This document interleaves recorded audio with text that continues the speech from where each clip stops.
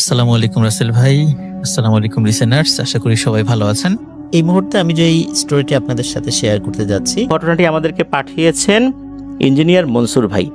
ওনার বাড়ি হবিগঞ্জ জেলার নবীগঞ্জ উপজেলার এনাদগঞ্জে। উনি জানিয়েছেন যে এই ঘটনাটি ওনার আর এক বন্ধু, যিনিও পেশায় একজন ইঞ্জিনিয়ার, যার নাম হচ্ছে আমজাদ, তার সাথে ঘটেছিল। এই যে আমজাদ ভাই, উনি মধ্যপ্রাচ্যের একটি দেশে কর্মরত ছিলেন। কোন দেশ এটা অবশ্য ইঞ্জিনিয়ার মনসুর ভাই বলতে চাননি সঙ্গত কারণেই, তো আমরাও বলতে পারছি না। উনি যেই কোম্পানিতে কর্মরত ছিলেন, সেই কোম্পানির কাজেই বিভিন্ন জায়গায় ওনাকে যেতে হতো। এমন একটি জায়গায় উনি গিয়েছিলেন, মধ্যপ্রাচ্যে যে রাস্তাঘাটগুলো রয়েছে, আশেপাশে মরুভূমি, পাহাড় দেখা যায়।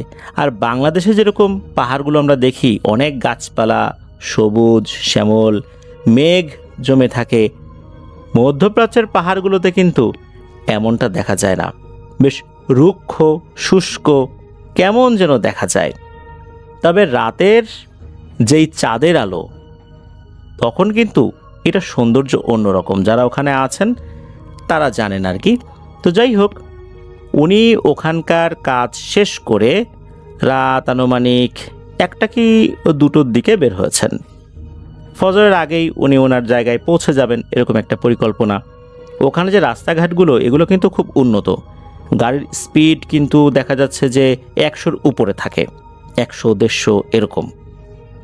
100-র নিচে সাধারণত আসলে কেউ চালাতেই চায় না ওখানকার যে রাস্তাঘাট বা যেই সিস্টেমটা আর কি।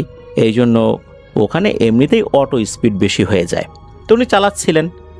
একটি জায়গায় এসে আসলে রাস্তাটা এমন ছিল, কেমন যেন একটু বেশ পাহাড়ি রাস্তার মতো, একটু উঁচু আছে, সেখানে কিন্তু এতটা স্পিডে চালানো যাচ্ছিল না। হঠাৎ করে দেখতে পেলেন যে আরাবিয়ান পুরুষরা যেই ধরনের জুব্বা পরে, এরকম একটা ড্রেস পরা আর একজন মহিলা যিনি বোরখা পরা, হাত ইশারা করে ওনাকে থামতে বলছেন। তো উনি থামালেন, গাড়ি কাছ নামালেন।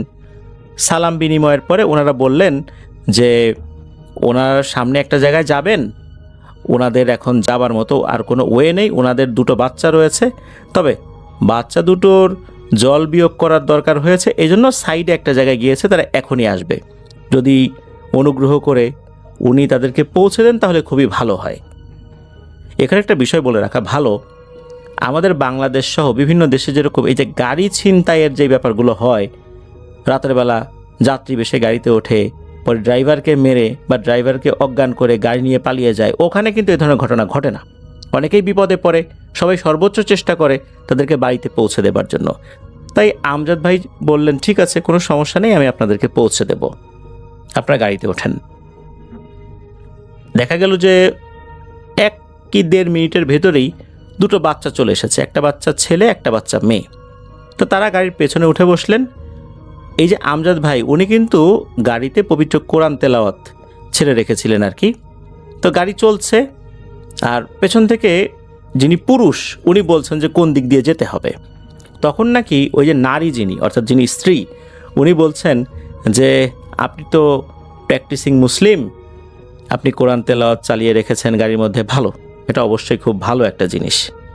এখানে একটা বিষয় বলে রাখা ভালো যে গাড়িতে যে ইনারা বসে আছেন, আমজাদ ভাই তো গাড়ি চালাচ্ছেন, মাঝে নাকি একবার পেছন দিকে তাকিয়ে দেখার চেষ্টা করেছিলেন ওনাদের চেহারা নাকি মানুষের মধ্যেই, কিন্তু কেমন যেন ঘোলাটে, স্পষ্ট বোঝা যাচ্ছে না। উনি চিন্তা করেন হয়তো বা অন্ধকারে বোঝা যাচ্ছে না বিষয়টা এরকম, কিন্তু তাদের কথাবার্তা কিন্তু একদম স্বাভাবিক।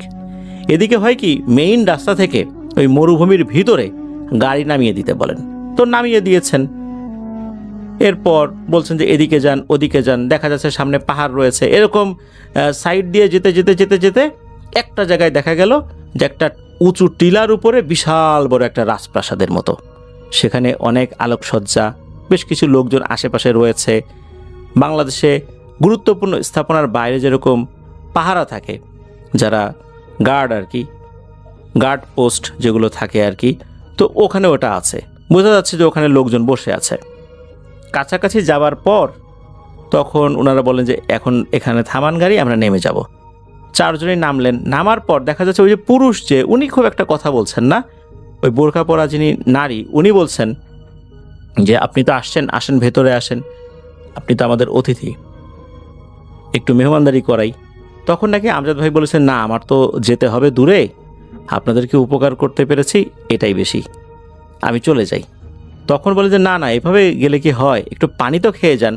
তখন নাকি একটা সুন্দর পাত্রে তাকে পানি দেওয়া হয়, উনি পানিটা খেলেন, স্বাভাবিক পানির মতোই সেটা ছিল। পানি খাবার পর কিছু মুদ্রা, মানে এই যে কয়েন আর কি, এরকম কিছু মুদ্রা তাকে ধরিয়ে দিয়েছেন যে আপনি এগুলো নিয়ে যান, এটা আপনার হাদিয়া। তখন আমজাদ ভাই বলছেন যে না না না, আমি এটা তো নিতেই পারবো না, আমি তো উপকার করেছি, আমি তো কোনো প্রফেশনাল ড্রাইভার না যে আপনাদেরকে যাত্রী মনে করে নিয়ে এসে আমি টাকা নিব, এটা দিয়ে আমাকে লজ্জা দেবেন না, আমি এটা নিতে পারবো না। তারপরও নাকি ওই মহিলা জোর করেই বেশ কিছু কয়েন দিয়ে দেয়। উনি আর কয় টাকা কি কি আশয় বিষয় এগুলো আসলে দেখেনি নাই, উনি গাড়ির একটা পাশে রেখে দেন। গাড়ির দেখা যাচ্ছে যে যেখানে একটা জায়গা থাকে ফাঁকা জায়গা, ওখানে দেখা যাচ্ছে অনেকেই কিছু টাকা পয়সা, অনেক সময় টোল দেওয়ার জন্য টাকা লাগে, এরকম বিভিন্ন সময় টাকা লাগে, পাশাপাশি রেখে দেন, ওরকম জায়গায় উনি রেখে দিয়েছেন আর কি, ওটার দেখেনও নাই। এরপর উনি গাড়ি চালানো শুরু করেছেন।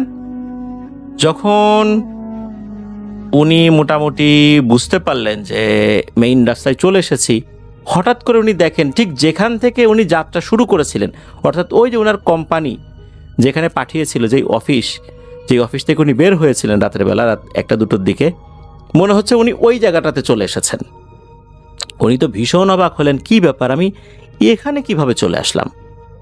যাই হোক, ওখানকার একটা মসজিদে উনি ফজরের নামাজটা পড়ে এরপর উনি আবার রওনা দিয়েছেন ওনার গন্তব্যে। তো সেখানে চলে আসেন, আসলে ওনার মাথায় আসছে না ঘটনাটা কি হলো। এই ঘটনা ঘটার পর মূলত আর একটা ব্যাপার উনি কিন্তু করেছিলেন, তা হচ্ছে উনি যে ফজরের নামাজের পর উনি ওই মসজিদের কয়েকজনকে জিজ্ঞেস করেছিলেন, আচ্ছা এই যে এরকম এরকম একটা ঘটনা ঘটলো, ওইদিকে একটা বিশাল রাজপ্রাসাদ আছে। তখন ওখানকার লোকজন বললেন, না ওখানে তো কোনো রাজপ্রাসাদ নাই, আপনি যেই জায়গার কথা বলছেন এটা এখান থেকে মাত্র 4 থেকে 5 কিলোমিটার দূরে, ওখানে একটা টিলার উপরে ভাঙাচোরা একটা ঘর আছে, ওখানে কোনো মানুষ থাকে না। তো উনি তো খুব কৌতূহলী হলেন, যেহেতু ওই পথ দিয়েই যাবেন উনি, একজনকে বললেন চলেন তো আপনাকে একটু নিয়ে যায়, আমাকে একটু দেখান জায়গাটা। তো যাওয়ার পথে ওই জায়গাতে কিন্তু উনি গিয়েছিলেন, গিয়ে দেখলেন আসলেই তো টিলার উপরে একটা পুরনো ভাঙাচোরা ঘর, ওই অ্যারাবিয়ানদের অনেক পুরনো যে ঘর থাকে উপরে খেজুরের পাতা। তো ভিতরে ঢুকলেন, এরপর দেখা গেল যে ওখানে মাটির কিছু পাত্র, পানির পাত্র, সেটাও বহু পুরনো, আর অনেক পুরনো কিছু পাটি বা মাদুর ওখানে আছে, ওখানে কোনো লোকজন থাকে না, এটা একদম পরিত্যক্ত। দেখে তো উনি অবাক হলেন যে এখানে ছিল রাজপ্রাসাদ। তখন একজন বলেন যে মাঝে মাঝে এরকম রাস্তাঘাটে, মরুভূমির রাস্তা তো, এরকম কিছু ঘটনা ঘটেও কিছু না, আপনার কোনো ক্ষতি হবে না, যান আপনি চলে যান। তো এরপর তো উনি গাড়ি চালিয়ে চলে গেলেন, অফিসে গিয়েও এই ঘটনাটা উনি শেয়ার করলেন। এর সপ্তাহ 2 পর ওনার আবার ঠিক সেম জায়গাতে যেতে হয় কোম্পানির কাজেই। সেই অফিসে উনি যান, যাওয়ার পর যথারীতি কাজ শেষ করে ওই যে রাত 1টা-2টোর দিকে উনি বের হয়েছেন। উনি চিন্তা করছেন যে এই যে এখন যে বের হইলাম, সপ্তাহ 2 আগে তো একটা ঘটনা ঘটছিল এখানে, আবার কি আজকে এটা হয় কি না, এই চিন্তা করছেন উনি। তারপরও আল্লাহর নামে উনি রওনা দিয়েছেন, গাড়ির মধ্যে পবিত্র কোরআন ছেড়ে রেখেছেন। এখানে ঘটে আর একটা অদ্ভুত ঘটনা, ঠিক সেম জায়গাতে উনি দেখেন ওই যে হাজব্যান্ড ওয়াইফ এই দুটো রাস্তার একপাশে দাঁড়িয়ে হাত ইশারা দিচ্ছে। এইবার তো উনি পেয়েছেন ভয় যে সর্বনাশ, আজকে কি করি, এরা তো মানুষ না কেউ, এখন কি গাড়ি থামাবো না কি থামাবো না, যদি না থামাই তখন যদি কোনো বিপদ হয়, আবার থামালেও বিপদ হয়। উনি যে কী করবেন বুঝতে পারছিলেন না, অবশেষে উনি থামালেন। থামানোর পর দেখা গেল যে ওরা প্রথম দিকে একবার তাকিয়েছে, তাকানোর পর দেখা গেল যে ওরা মনে হলো বুঝে ফেলেছে যে এই লোকটাকে তারা চেনে। এদিকে তারা বলছে যে গাড়ির কাচ নামাতে, এদিকে তো আমজাদ ভাই কাচ নামাতেই ভয় পাচ্ছে। উনি যে পাশে একটা বাটন টিপে গাড়ির সাইডের কাচ নামাবেন, উনি ভয় পাচ্ছেন, না জানি কি হয়। যখন উনি চিন্তা করছেন, একটু দেরি করছিলেন, তখন বাইরে থেকে খুব কর্কশ কণ্ঠে ওই যে বোরকা পরা মহিলা সে বলে উঠছে, এই বেটা কাচ নামা, মানে ওখানকার যেই ধমক ধমক আর কি যেগুলো হয় আর কি, এই বেটা কাজ নামা তাড়াতাড়ি। তখন কাজ নামানোর পর বলছে, এই কাজ নামাতে দেরি হলো কেন, ইশারা দিচ্ছি গাড়ি থামানো যায় না।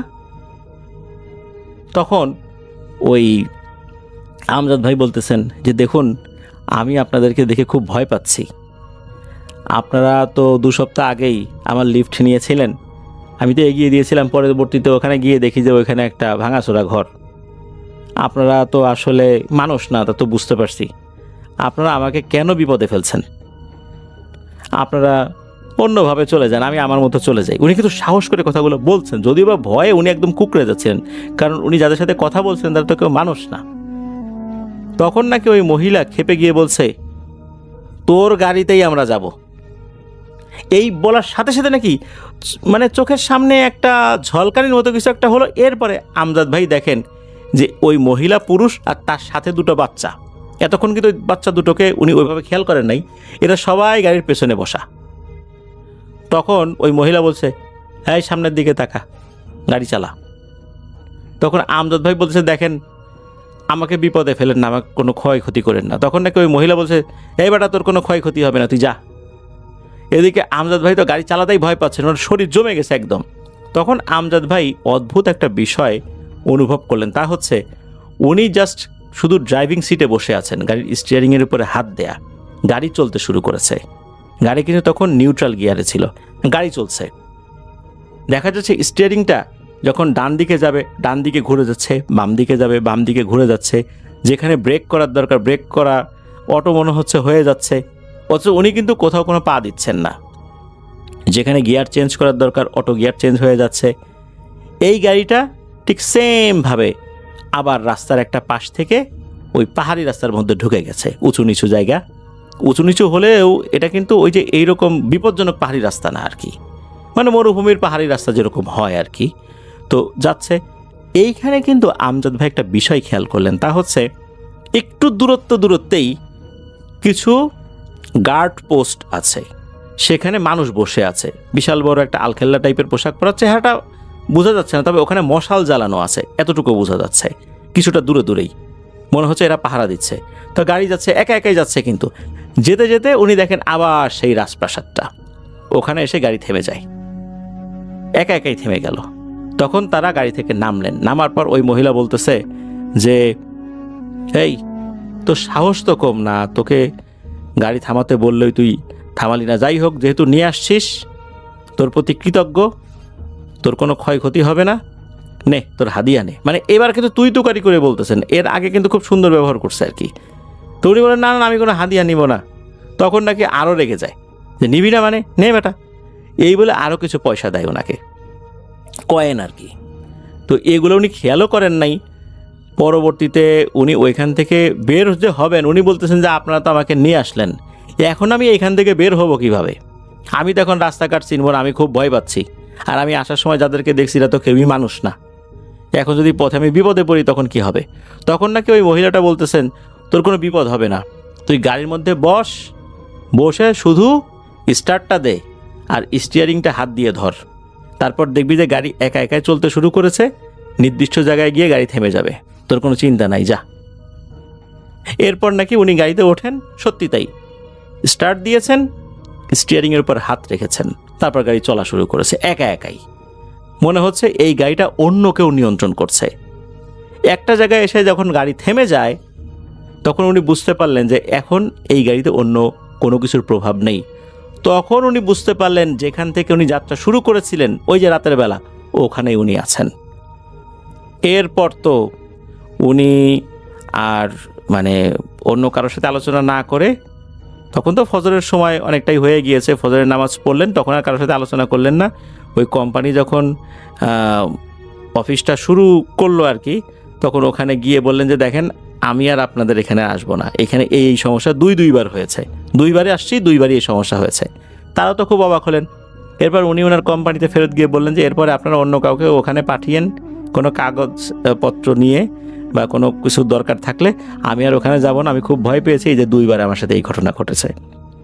এখানে একটা বিষয় বলে রাখা ভালো যে, এই যে দুইবার তাকে যে কিছু কয়েন দিল, এই কয়েনটা উনি পরবর্তীতে দেখলেন যে, আরে এটা তো প্রায় 300 বছর বা তারও বেশি সময় আগের প্রাচীন মুদ্রা।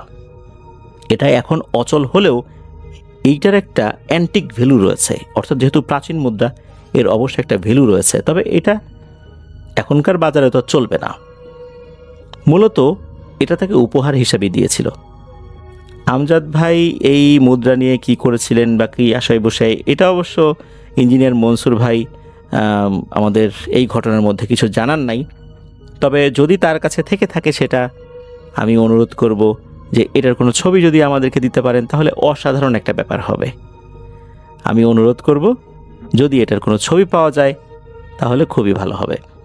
প্রিয় লিসেনার্স, ঘটনা কিন্তু এ পর্যন্তই। আপনাদের কাছে কেমন লেগেছে ঘটনাটি? এখানে একটা বিষয় বলে রাখা ভালো যে ইঞ্জিনিয়ার মনসুর ভাই উনি যেহেতু হবিগঞ্জের মানুষ, মানে বৃহত্তর সিলেট অঞ্চলের, উনি কিন্তু সিলেটের আঞ্চলিক ভাষায় এই ঘটনাটি রেকর্ড করে পাঠিয়েছেন। উনি জানেন যে আমি সুনামগঞ্জে প্রায় 2.5 বছর ছিলাম। উনি বলেছেন যে যেহেতু সুনামগঞ্জে 2.5 বছর ছিলেন, আমি তো আসলে লোকাল ল্যাঙ্গুয়েজে কথা বলে অভ্যস্ত, তাই আশা করি যে আমাদের এই ভাষা বুঝতে আপনার কোনো অসুবিধা হবে না। আলহামদুলিল্লাহ, আমার কোনো অসুবিধা হয়নি।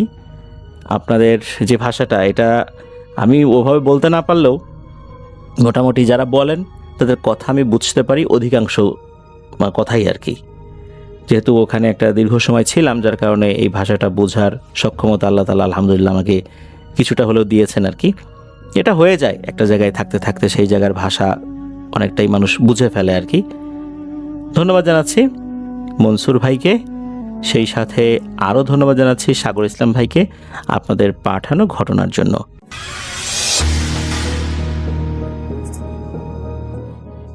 ঘটনাটি আমরা যার কাছ থেকে পেয়েছি তার নাম সাগর ইসলাম। ওনার বাড়ি ময়মনসিংহ জেলার মুক্তাগাছা উপজেলার রঘুনাথপুর গ্রামে। ঘটনাটি মূলত ওনার দাদার সাথে ঘটে যাওয়া। ওনার দাদার নাম সাইফুল্লাহ ফকির। ঘটনাটির সময়কাল 1970-এর দশকের কোনো একটি সময় হবে, যেটা এই সাগর ভাইয়ের দাদি এক্স্যাক্ট সালটা বলতে পারেননি। ওনাদের তখন নতুন বিয়ে হয়েছে। বিয়ের বেশ কিছুদিন পর দাদা দাদিকে নিয়ে দাদার শ্বশুরবাড়ি অর্থাৎ দাদির যে বাবা বাড়ি সেখানে গিয়েছেন। এটা কিন্তু এই রঘুনাথপুর থেকে 2 গ্রাম পরে, খুব বেশি দূর না, পায়ে হেঁটে গেলে ঘন্টা 1.5 লাগে আর কি। তো গিয়েছেন, যাওয়ার পর ওখানে গল্পগুজব হয়েছে, খাওয়া দাওয়া হয়েছে, রাত হয়ে গেছে। এখন রাতের বেলা তো উনি ওনার স্ত্রীকে নিয়ে এতটা পথ হেঁটে হেঁটে আসবেন না, তাই উনি বললেন যে তুমি এই বাড়িতেই থাকো, কালকে প্রয়োজনে এসো বা কয়েকদিন থাকো, আমি চলে যাই। বাড়িতে তো গরু ছাগল আছে, এগুলোও তো দেখাশোনা করতে হবে।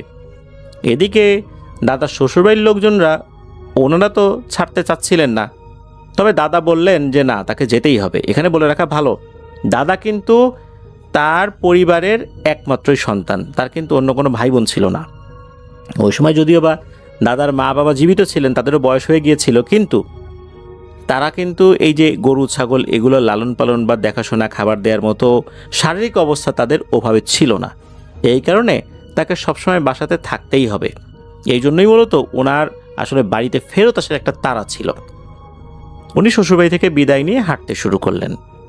আর এই পথ তার যথেষ্ট চেনা, যার কারণে ভয় পাবার কোনো কারণ ওনার ছিল না। উনি তো রওনা দিয়েছেন, হাঁটতে হাঁটতে মোটামুটি 1 গ্রাম পাড়ি দিয়ে ফেলেছেন, অর্থাৎ 1 গ্রাম পাড়ি দিয়ে আরেকটা গ্রাম, ওই গ্রামটা পাড়ি দিলেই ওনার বাড়ি। উনি যখন 1 গ্রাম পাড়ি দিয়ে অন্য গ্রামে ঢুকেছেন, ওই পথে কিন্তু বড় একটা পুরনো আম গাছ রয়েছে। চাঁদের আলো মোটামুটি ভালোই ছিল, তো উনি দূর থেকেই দেখছিলেন যে ওই আম গাছের নিচে মনে হচ্ছে কেউ একজন বসে আছে। উনি এটা নিয়ে খুব একটা বেশি ভ্রুক্ষেপ করেননি। তখন রাত আনুমানিক কয়টা বাজে? রাত 9টা, 9:30 বাজে। এখনকার সময়ে এটা তেমন কোনো রাত না হলেও সেই 1970-এর দশকের শেষ দিকে যখন ওই সমস্ত গ্রামগুলোতে ইলেকট্রিসিটি আসেনি, তখন তো বোঝাই যাচ্ছে এটা ওখানকার প্রেক্ষাপটে অনেক রাত, লোকজন খুব তাড়াতাড়ি ঘুমিয়ে যেত। তো উনি চিন্তা করছেন এখানে বসে আছে কে? হ্যাঁ, বসে থাকতেই পারে, আশেপাশে ক্ষেত খামার রয়েছে, কেউ হয়তো বা ফসল পাহারা দিতে এসেছে। তো উনি ওদিক দিয়ে যাচ্ছিলেন। উনি এটা নিয়ে খুব একটা বেশি আসলে মাথা ঘামান নাই, কারণ এই গ্রামের অনেককে উনি চেনেন না, বা কথা বললে হয়তো বা আলাপচারিতায় পরিচয় উঠে আসবে। তো উনি এদিক দিয়ে যাচ্ছিলেন, জিজ্ঞেস করবেন, হঠাৎ করে উনি দেখেন যে আরে এটা তো কোনো পুরুষ লোক না, এটা তো একটা মহিলা মানুষ। আর তার পরনে বিয়ের শাড়ি, বিয়ের সাজ বলে মনে হচ্ছে, মাথায় ঘোমটা দেয়া, হাতে গহনাও রয়েছে, চাঁদের আলোতে চকচক করছে, দেখেই বোঝা যাচ্ছে।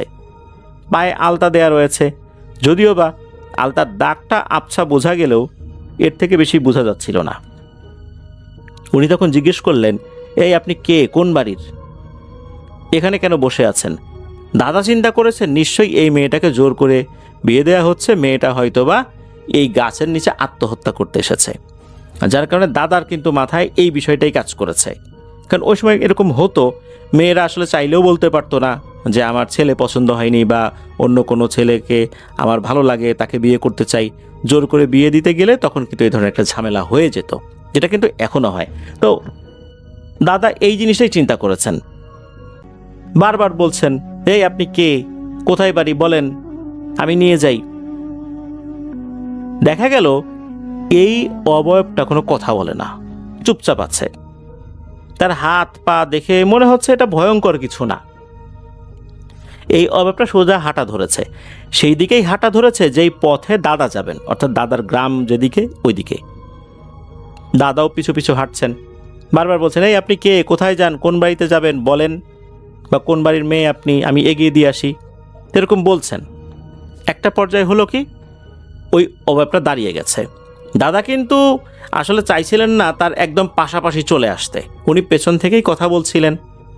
কারণ হঠাৎ করে পাশাপাশি আসা, এটা আসলে বিষয়টা অন্যরকম দেখায়।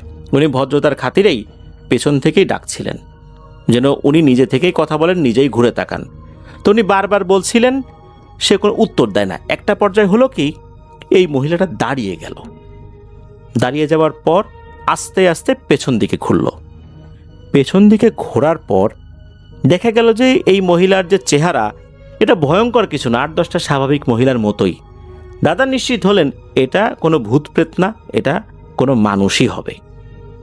এরপরে হলো কি, ওই মহিলাটা আবার ঘুরে হাঁটা শুরু করলো। দাদা এবার নিশ্চিত হলেন যে এটা কোনো ভূত প্রেত না, আসলে আত্মহত্যা করতে এসেছিল, হয়তোবা তার উপস্থিতির কারণে সে চলে যাচ্ছে তার বাড়ির দিকেই। তবুও দাদা উনি ওনার দায়িত্ববোধ থেকেই এবং মানবিক দৃষ্টিকোণ থেকেই আবারও বারবার বলছেন, আপনি কোথায় যাবেন, কোন বাড়িতে যাবেন বলেন আমাকে। এদিকে কিন্তু ওই মহিলা হেঁটেই চলছে, কোনো একটা কথারও উত্তর দেয় না। হঠাৎ করে দাদা খেয়াল করলেন যে এই যে মহিলাটা, এই মহিলাটা মনে হচ্ছে এবার মোটা হয়ে যাচ্ছে আস্তে আস্তে। এতক্ষণ কিন্তু স্বাভাবিক গড়নের ছিল, এবার মনে হচ্ছে আস্তে আস্তে মোটা হচ্ছে। এত মোটা হচ্ছে, এই মেঠো পথ যেটা, এই পথটা আস্তে আস্তে কিন্তু মনে হচ্ছে আগলে যাচ্ছে। উনি যে পাশ দিয়ে দৌড়ে সামনে চলে যাবেন, এ উপায়টা আর নাই। মোটা হতে হতে এমন একটা অবস্থা হলো যে এই অবয়বটা পুরো রাস্তাই জুড়ে ফেলেছে। তবে মোটার সাথে সাথে যে সে লম্বা হয়ে গেছে বিষয়টা এরকম না, মোটাই হয়েছে। এবারে ওই মহিলাটি দাঁড়িয়ে দাদার দিকে ঘুরে তাকিয়েছে। এবার দাদা যেটা দেখলেন, এতক্ষণে তার যেটা মনে হচ্ছিল সব ধারণা ভেঙে গেল। দেখলেন এই মহিলার চোখ দুটো মনে হচ্ছে জল করে জ্বলছে, কয়লা যেভাবে জলে চুলার ভিতরে ওভাবে জ্বলছে। আর এই মহিলাটা হা করে আছে, মানে মুখ বন্ধ না, বড় হা করে আছে। তার দুপাটির দাঁতগুলো মনে হচ্ছে মূলোর মতো, এক একটা চোখা চোখা। এই দৃশ্য দেখার সাথে সাথে দাদা তো মারাত্মক ভয় পেয়েছেন। উনি চিন্তা করছেন, সর্বনাশ, এতক্ষণ মানুষ মনে করে এর সাথে কথা বললাম, এর সাথে আসলাম উপকার করার জন্য, এইটা কি রে। উনি কি করেছেন, ওই রাস্তার পাশেই ছিল ধান ক্ষেত, উনি এক পাশ দিয়ে, মানে কোন দিক ডান না বাম এটা চিন্তা করেন নাই, এক পাশ দিয়ে নেমে দিয়েছেন দৌড়। আসলে আইলের উপর দিয়ে কিন্তু খুব বেশি জোরে দৌড়ানো যায় না, তারপরও উনি চেষ্টা করছিলেন। এদিকে উনি পেছনে এক ধরনের ঝনঝন ঝনঝন শব্দ শুনতে পাচ্ছিলেন। মনে হচ্ছিল যে ওই মহিলার শরীরে যে গহনাগুলো রয়েছে এগুলো দ্রুত মুভমেন্ট করার কারণে, মানে নড়াচড়া করার কারণে বা দৌড়াদৌড়ি করার কারণে এগুলো একটা আরেকটার সাথে ধাক্কা খেয়ে এই ধরনের শব্দ হচ্ছে, বা ওই একটা আরেকটার সাথে ঘর্ষণ হচ্ছে, শব্দ হচ্ছে। উনি তো দৌড়েই যাচ্ছেন আর পেছনে এরকম শব্দ হচ্ছে। একটা পর্যায়ে উনি ওই ধান ক্ষেত পাড়ি দিয়ে ওই পাশে আর একটা রাস্তায় উঠে যান। ওখানে গিয়ে দেখেন যে আর একটা অবয়ব দাঁড়িয়ে আছে। দূর থেকে বুঝতে পারেননি যে এইটা আসলে কি, তবে একটু কাছে যাওয়ার পর দেখলেন যে এই লোকটা লুঙ্গি পরা, গায়ে একটা সাদা গেঞ্জি, গেঞ্জিটা এক ধরনের পাতলা গেঞ্জি থাকে, অনেকে পাঞ্জাবির নিচে পরেন, হাফ হাতা গেঞ্জি আর কি, স্যান্ডো গেঞ্জি না। অনেক সময় দেখা যাচ্ছে যে কৃষকরা এই ধরনের গেঞ্জিগুলো বেশি পরে থাকেন। আর মাথায় একটা গামছা বাঁধা, বোঝাই যাচ্ছে উনি একজন কৃষক। তখন দাদা চিন্তা করলেন যে এই পাশে হয়তো তার কৃষি জমি রয়েছে, সেচ কাজ অথবা অন্য কোনো কাজে উনি এসেছিলেন বা পাহারা দেওয়ার জন্য এসেছিলেন। উনি বলছেন যে ভাই, এই পিছনে না এরকম একটা জিনিস দেখছি, আমাকে ধাওয়া করেছে, আমাকে একটু উপকার করবেন। তখন ওই লোকটা কোনো কথা বলে না, ওই লোকটা হাত দিয়ে ইশারা দিয়ে বলছে যে আসেন আমার সাথে। কথা বলে নাই কিন্তু। ওই লোকটা যেদিকে হেঁটে যাচ্ছে দাদাও কিন্তু হেঁটে যাচ্ছে। দাদা কিন্তু জানেন না উনি আসলে কোন রাস্তায় আছেন, রাতের বেলা তো এলোমেলো দৌড়েছেন। দাদা পিছন থেকে বারবার বলছেন, ও ভাই, ও ভাই, আমাকে কোন দিকে নিয়ে যাচ্ছেন, বারবার ডাকছেন। একটা পর্যায়ে ওই লোকটা দাঁড়িয়ে বলছেন, খুব ভদ্রভাবে বলছেন, দেখুন আমাকে আর একটি বারের জন্য ডাক দিবেন না, একটি বারের জন্যও না। আপনি বিপদে পড়েছেন, আমি আপনাকে আপনার বাড়ি পর্যন্ত এগিয়ে দিয়ে আসবো, আর কোনো কথা বলবেন না। আর ভয় পাচ্ছেন তো, আল্লাহর রহমতে কোনো ভয় নাই, যান চলেন, আমার পিছু পিছু থাকবেন, আমার পাশেও আসবেন না। দাদা চুপ করে গেলেন, ওই লোকটার পিছু পিছু হাঁটতে লাগলেন। বেশ কিছুক্ষণ হাঁটার পর দাদা বাড়ির কাছাকাছি চলে এসেছেন। তখন ওই লোকটা বলেন, যান এখন বাড়িতে যান। এটা বলার পরই ওই লোকটা আর নাই। তখন দাদা তো বুঝতে পারছেন, হায় হায় সর্বনাশ, এ তো আর একটা ভয়ঙ্কর জিনিস ছিল, তবে এ ভালো ছিল, আমাকে বাড়ি পর্যন্ত এগিয়ে দিয়েছে। তো ওখানেই দাদা আবার যেহেতু ভয় পেয়েছেন, এরকম একটা জিনিসের সাথে উনি এতটুকু পথ হেঁটে এসেছেন, ভয়ে আর একটা চিৎকার দিয়ে ওখানে অজ্ঞান হয়ে পড়ে যান। এদিকে দাদার বাড়ির ভেতরে থাকা তার বৃদ্ধা মা বাবা এই চিৎকার শুনেছেন, তাদের ঘুম ভেঙে যায়। তারা উঠে আসেন, এসে দেখেন ওনার ছেলে বাড়ি থেকে একটু দূরে, বলতে বাড়ির পাশেই আর কি, মানে উঠোনে না, বাড়ির বাইরে অজ্ঞান হয়ে পড়ে আছে। ওনারা তখন ধরাধরি করে ঘরে নিয়ে আসেন। তাকে নিয়ে আসতে কষ্ট হয়েছিল, যেহেতু ওনারা বৃদ্ধ মানুষ, পানি ছিটা দেন। একটা পরে ওনার জ্ঞান আসে, উনি সব কথা খুলে বলেন। তবে এই ঘটনার প্রেক্ষাপটে দাদা যে অসুস্থ হয়েছিলেন বা উনি কোনো হুজুর কবিরাজের কাছে গিয়েছিলেন ঝাড়ফুঁক করানোর জন্য, বিষয়টা কিন্তু এরকম না। তবে বোঝাই যাচ্ছে, এবং গ্রামের মানুষজন যখন এই বিষয়টা জানে, তখন ওরা বললেন যে ওই আম গাছের নিচ দিয়ে আসতে গেলে অনেক সময় এই ধরনের কিছু জিনিস দেখা যায়, আর তুমি যেটা দেখেছিলে এটা উপকারী কিছু ছিল, তোমাকে বাড়ি পর্যন্ত এগিয়ে দিয়েছে, তা না হলে ওই জিনিসটা তোমাকে ধরতো। নিশ্চয়ই ওর সীমানা শেষ হয়ে গেছে, আর ও এর সীমানায় চলে এসেছে, যার কারণে তোমাকে আর ধরার সাহস করেনি।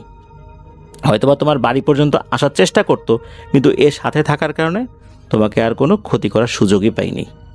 আল্লাহর কাছে শুকরিয়া আদায় করো। প্রিয় লিসেনার্স, এই ঘটনার মধ্যে কিন্তু যে দুটো অবয়বের কথা আমরা শুনলাম, একটি কিন্তু ক্ষতি করার উদ্দেশ্যে এসেছিল, ক্ষতি করার উদ্দেশ্যেই ওই জায়গায় অবস্থান নিয়েছিল। আরেকটি দেখুন, দাদাকে একদম বাড়ি পর্যন্ত পৌঁছে দিয়েছে এবং কোনো ধরনের খারাপ আচরণটাও পর্যন্ত করেনি, অত্যন্ত ভদ্রভাবেই তার সাথে কথা বলেছে এবং বাড়ি পর্যন্ত এগিয়েও দিয়েছে।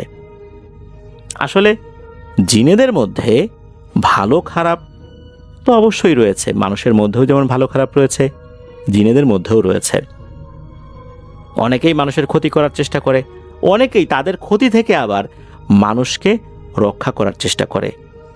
তারা মনে করে মানুষকে যদি এই ক্ষতি থেকে রক্ষা করি, আমরাও সওয়াবের ভাগিদার হব, আমরাও সওয়াব পাব। আল্লাহ তাআলার কাছে এইটার একটা প্রতিদান ইনশাল্লাহ হাসরের মাঠে অবশ্যই পাব। তারাও কিন্তু এভাবেই মানুষের উপকার করার জন্য মুখিয়ে থাকেন অনেকেই।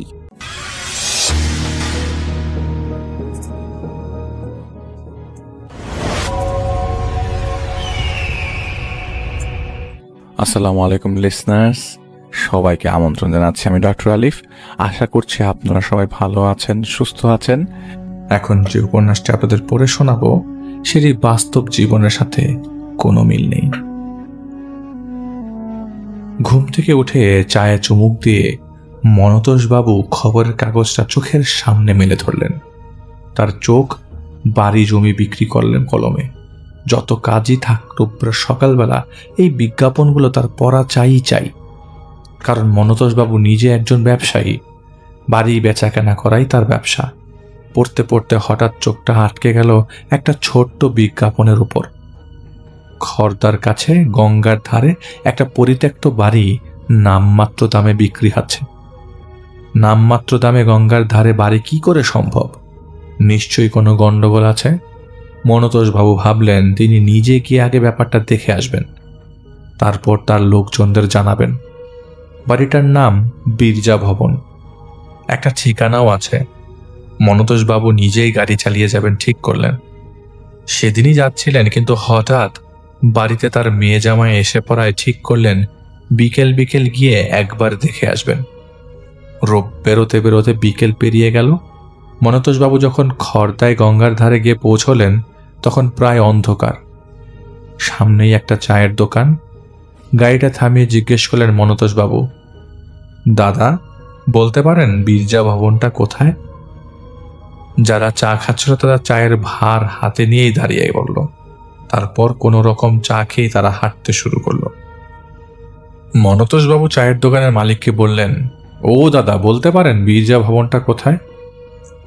দোকানদারের বয়সও কম নয়, ইশারাতে মনতোষ বাবুকে বুঝিয়ে দেন এগিয়ে যান। অবাক হন মনতোষ বাবু। তার একটা সন্দেহ হয়েছিল বাড়িটায় কোনো গোলমাল আছে, এখন নিশ্চিত হলেন। তবে তিনি যে ঠিক জায়গায় এসেছেন বুঝতে পারলেন। খানিকটা এগিয়ে দেখলেন জায়গাটা বেশ নির্জন, বাড়ি ঘরগুলো ছাড়া ছাড়া। একটা বাড়ির দরজায় কড়া নাড়তেই একটা অল্প বয়সী মেয়ে দরজা খুলে দিল। মনতোষ বাবু বললেন, আমি বীরজা ভবনের মালিকের সাথে দেখা করতে চাই, কোথায় পাবো বলতে পারো মা? মেয়েটার বয়স 12-13 হবে, কিন্তু বাড়িটার নাম শুনে মুখটা ভয়ে শুকিয়ে যায়। তাড়াতাড়ি বলে, আপনি বসুন, আমি বাবাকে ডেকে দিচ্ছি। খানিক পরে এক ভদ্রলোক বেরিয়ে এলেন। বললেন, বলুন কাকে খুঁজছেন? মনতোষ বাবু বীরজা ভবনের নামে বিজ্ঞাপনের কথা বলতেই ভদ্রলোক বলে ওঠেন, ও বাড়ির বর্তমান মালিক চঞ্চল দত্ত, বিরজা ওর ঠাকুরমার নাম। ও হ্যাঁ, বাড়ি বিক্রির বিজ্ঞাপন দিয়েছে। গঙ্গার ধারে বিরজা ভবন, ঠিক আমাদের বাড়ির উল্টো দিকে। মনতোষ বাবু বললেন, আমি কি তাহলে দত্তবাবুর সঙ্গে কথা বলবো? তাকে কোথায় পাবো? ভদ্রলোক বললেন, আপনি অপেক্ষা করুন, আমি ওকে ডেকে পাঠাচ্ছি। ভদ্রলোক ভেতরে চলে গেলেন। খানিক পরে এবার একজন ভদ্রলোক এসে বললেন, আমি চঞ্চল দত্ত, শুনলাম আপনি আমাকে খুঁজছেন। মনতোষ বাবু চমকে উঠলেন। দুজনের গলার স্বরে এত মিল হয় কিভাবে? কিন্তু দেখতে তো আলাদা। যাকে বেশি মাথা না ঘামিয়ে মনতোষ বাবু হাত জোড়ে করে বললেন, নমস্কার, আমি বিরজা ভবন সম্বন্ধে জানতে চাই। আমার বাড়ি কেনার বেচার ব্যবসা, ওটা কিনতে চাই।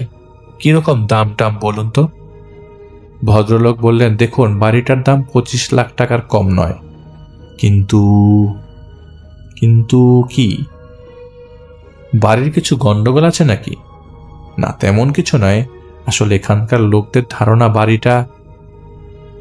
মনতোষ বাবু অত্যন্ত চালাক লোক। ভদ্রলোক চুপ করতে দেখেই হুট করে বাক্যটা সম্পূর্ণ করে দেন, ওটা ভূতের বাড়ি তাই না? ভদ্রলোক চুপ করে থাকেন। মনতোষ বাবু বললেন, তা কত হলে বাড়িটা ছাড়বেন বলুন তো? সব জেনে শুনে আপনি? হ্যাঁ, সব জেনে শুনেই আমি বলছি, কারণ ওসব ভূত তো আমি বিশ্বাস করি না। তাছাড়া সস্তায় পাচ্ছি, এটা আমার ব্যবসায় লাভ হবে। আর আমি তো পুরনো বাড়ি ভেঙে নতুন করে বাড়ি করব। মনতোষ বাবুর কথায় ভদ্রলোক হঠাৎ যেন রেগে ওঠেন, মুখটা কেমন বিভৎস হয়ে ওঠে। মনতোষ বাবুর চোখে সেটা পড়ে না। তিনি তখন ভদ্রলোকের কথা শোনার জন্য অপেক্ষা করছিলেন আর ব্যাগ থেকে ডায়েরি বার করছিলেন। ভদ্রলোক চট করে নিজেকে সামলে নিয়ে বললেন, আপনি যখন লাভের কথা ভাবছেন তখন আমার পুরো টাকাটা দিয়ে দিন না। মনতোষ বাবু ব্যবসাদার লোক, অত সহজে হেরে যাবার পাত্র তিনি নন। বললেন, দেখুন আমি 4 লাখ টাকা দর দিয়ে গেলাম, যদি দেন তাহলে ফোন করবেন, আর না হলে জানবেন এই বাড়ি আপনার বিক্রি হবে না। কারণ ভূতের বাড়ির বদনাম, বাড়ি ভেঙে নতুন করে বাড়ি বানালেও সহজে যায় না। ঠিক আছে, আমি উঠলাম, আপনি ভাবুন। মনতোষ বাবু চলে যাবেন এরকম বলে উঠলেন। ভদ্রলোক বললেন, দাঁড়ান, আমি রাজি। মাস 2 পরে এই সব কাগজপত্র দলিল পেয়ে গেলেন মনতোষ বাবু, আর কিছুদিন পরে তিনি ওই বাড়ির মালিকও হয়ে গেলেন। মনতোষ বাবুর ব্যবসায় ডান হাত হলো নবেন্দু। মনতোষ বাবু নবেন্দুকে ডেকে বললেন, বাড়ি ভাঙাভাঙির ব্যবস্থা করতে হবে, পারমিশনও পেয়ে গেছি। নবেন্দুর বয়স কম, এই বয়সে যা হয় একটু অ্যাডভেঞ্চার প্রিয়, তাই বলে, কিন্তু তার আগে ভূতেদের সঙ্গে একটু দেখা করব না? এমন চান্স কেউ মিস করে? শুনুন স্যার, আমি 3 জন ছেলে নিয়ে ওই বাড়িতে যাব, ভূতদের সঙ্গে একটা গল্প করব, তারপর প্রমাণ করে দেব ভূত নয়, কিছু বদমাশ লোক বাড়িটা কবজা করার জন্য এসব করছে। এতে ভবিষ্যতে আমাদের নতুন বাড়ির দাম উঠবে কারণ মানুষের মন থেকে ভয় চলে যাবে, আর আমার লাভ। অনেকদিন ধরে এইরকম একটা রোমাঞ্চকর অভিযানের আশায় ছিলাম, আমার সেই ইচ্ছাটাও পূর্ণ হবে। কথা শেষ করে নবেন্দু হো হো করে হেসে ওঠে। নবেন্দুর হাসিতে মনতোষবাবু যোগ দিতে পারলেন না। তাকে কিছুটা চিন্তান্বিত মনে হয়। বললেন, দেখো নবেন্দু, তোমার কথা মতো ধরে নিলাম ওই একটা দুষ্ট চক্র কাজ করছে। তারা কতটা বিপজ্জনক তুমি তা জানো না। সাবধানের মার নেই। তুমি বরং আমার রিভলভারটা সাথে রেখো, আর তেমন কিছু বুঝলে পুলিশের সাহায্য নিও। নবেন্দু হেসে বলে, আপনি কিছু ভাববেন না স্যার, এই লাইনে এসে কত রকম সমস্যাই তো ফেস করলাম। দেখুন না স্যার, সব কটাকে হাজতবাস করিয়ে ছাড়ব। খড়দার বাড়ির চাবি নিয়ে নবেন্দু পরের দিন বিকেলে হাজির হয়ে যায় বিরজা ভবনে, সঙ্গে 3টি ছেলে। নবেন্দুর মনে হয় বাড়িতে ঢোকার আগে একবার দত্তবাবুর সঙ্গে দেখা করা দরকার। তিনি ওদের সম্বন্ধে কিছু গোপন তথ্য তো দিতে পারেন। দত্তবাবুর বাড়ি গিয়ে করোনার্থে এক ভদ্রলোক দরজা খুলে বললেন, কাকে চাই? নবেন্দু বলল, দত্তবাবু আছেন? দত্তবাবু বলে তো এখানে কেউ থাকেন না। সে কি? নবেন্দু অবাক হয়। তিনি তো বিরজা ভবনের মালিক, বাড়িটা আমাদের কাছে বিক্রি করেছেন। ভদ্রলোক এক দৃষ্টে কিছুক্ষণের জন্য নবেন্দুর দিকে তাকিয়ে থেকে বললেন, শুনুন স্যার, আজ থেকে 30 বছর আগে এক দত্তবাবু এই বাড়িটা আমায় বিক্রি করে যান। তার 10 বছর পর তিনিও মারা যান। আর কোনো দত্তবাবুকে কিন্তু আমি চিনি না। নবেন্দু বলল, আপনি জানেন না, মাস 3 আগে কাগজে বিরজা ভবন বিক্রির বিজ্ঞাপন বেরোয়। এই বাড়ির ঠিকানা দেওয়া হয়েছিল যোগাযোগের জন্য, আর তিনি আমার স্যারের সঙ্গে এই বাড়িতে বসেই কথা বলেন ও বাড়ি বিক্রি করেন। ভদ্রলোক হেসে বললেন, একটা কথা বলি শুনুন, আমার মেয়ে জামাই থাকে লন্ডনে। মেয়ের বাচ্চা হবে বলে আমি এবং আমার স্ত্রী এই বাড়িতে চাবি দিয়ে লন্ডনে চলে গিয়েছিলাম। 3 মাস পরে সবে ফিরেছি। নবেন্দু বুঝতে পারল বিশাল এক দুষ্ট চক্রের সন্ধান পাচ্ছে সে। তার সন্দেহের লিস্ট থেকে এই ভদ্রলোকদেরও বাদ দেওয়া যায় না। যে লোকটা মারা গেছে 20 বছর আগে, সে কি করে বাড়ি বিক্রি করে? তবে একটা ব্যাপারে সে নিশ্চিত, বিরজা ভবন আর এই বাড়ি দুটোই দত্তবাবুর। পাড়ায় একটু খবর নিতেই নবেন্দু আরও ধাঁধায় পড়ে যায়। ভদ্রলোক যা বলেছেন সব সত্য। তাহলে কে মনতোষবাবুকে বাড়িটা বিক্রি করলেন? পকেট থেকে মোবাইল বের করে নবেন্দু মনতোষবাবুকে ফোন করে জিজ্ঞেস করলেন, স্যার, আপনি যে দত্তবাবুর কাছ থেকে বাড়িটা কিনেছেন, কর্পোরেশনের সঙ্গে এর সঙ্গে সেটা মিলেছে? মনতোষবাবু অবাক হয়ে বললেন, এই কথার মানে কি নবেন্দু? আমাকে কি এতই কাঁচা খোলা লোক মনে করো তুমি? না স্যার, একটু ভেরিফাই করে নিলাম। কি ব্যাপার নবেন্দু, নিশ্চয়ই কিছু ঘটেছে? না স্যার, তেমন কিছু নয়, আমি আপনাকে পরে সব বলবো। এসব করতে গিয়ে রাত 8টা বাজলো। নবেন্দুর সঙ্গের লোক ছেলেরা বলল, আজ তো রাত হয়ে গেল নবেন্দুদা, কাল বরং আসা যাবে। নবেন্দু বলল, সে কি রে, ভয় পেয়ে গেলি নাকি? ঠিক আছে, তোরা বাইরে অপেক্ষা কর, আমি একবার ভেতরটা চক করে দিয়ে আসি। ভেতরটা অন্ধকার, তাছাড়া ভয় নেই রে, নবেন্দু বলে ওঠে, আমার সঙ্গে জোরালো টর্চও রয়েছে, আর আগ্নেয়াস্ত্র আছে। বেশি বাড়াবাড়ি করলে ভূতের বাপের শ্রাদ্ধ হয়ে যাবে।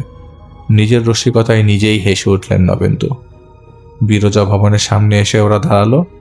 সামনে এক ফালি জমি, বাড়িটা দোতলা, দরজা জানালাগুলো ভেঙে ঝুলছে। হঠাৎ নবেন্দুর মনে হলো দোতলা জানালা দিয়ে কে যেন উকি মারল। ও, তাহলে মহাশয়রা সব বাড়ির মধ্যেই জমিয়ে বসেছ।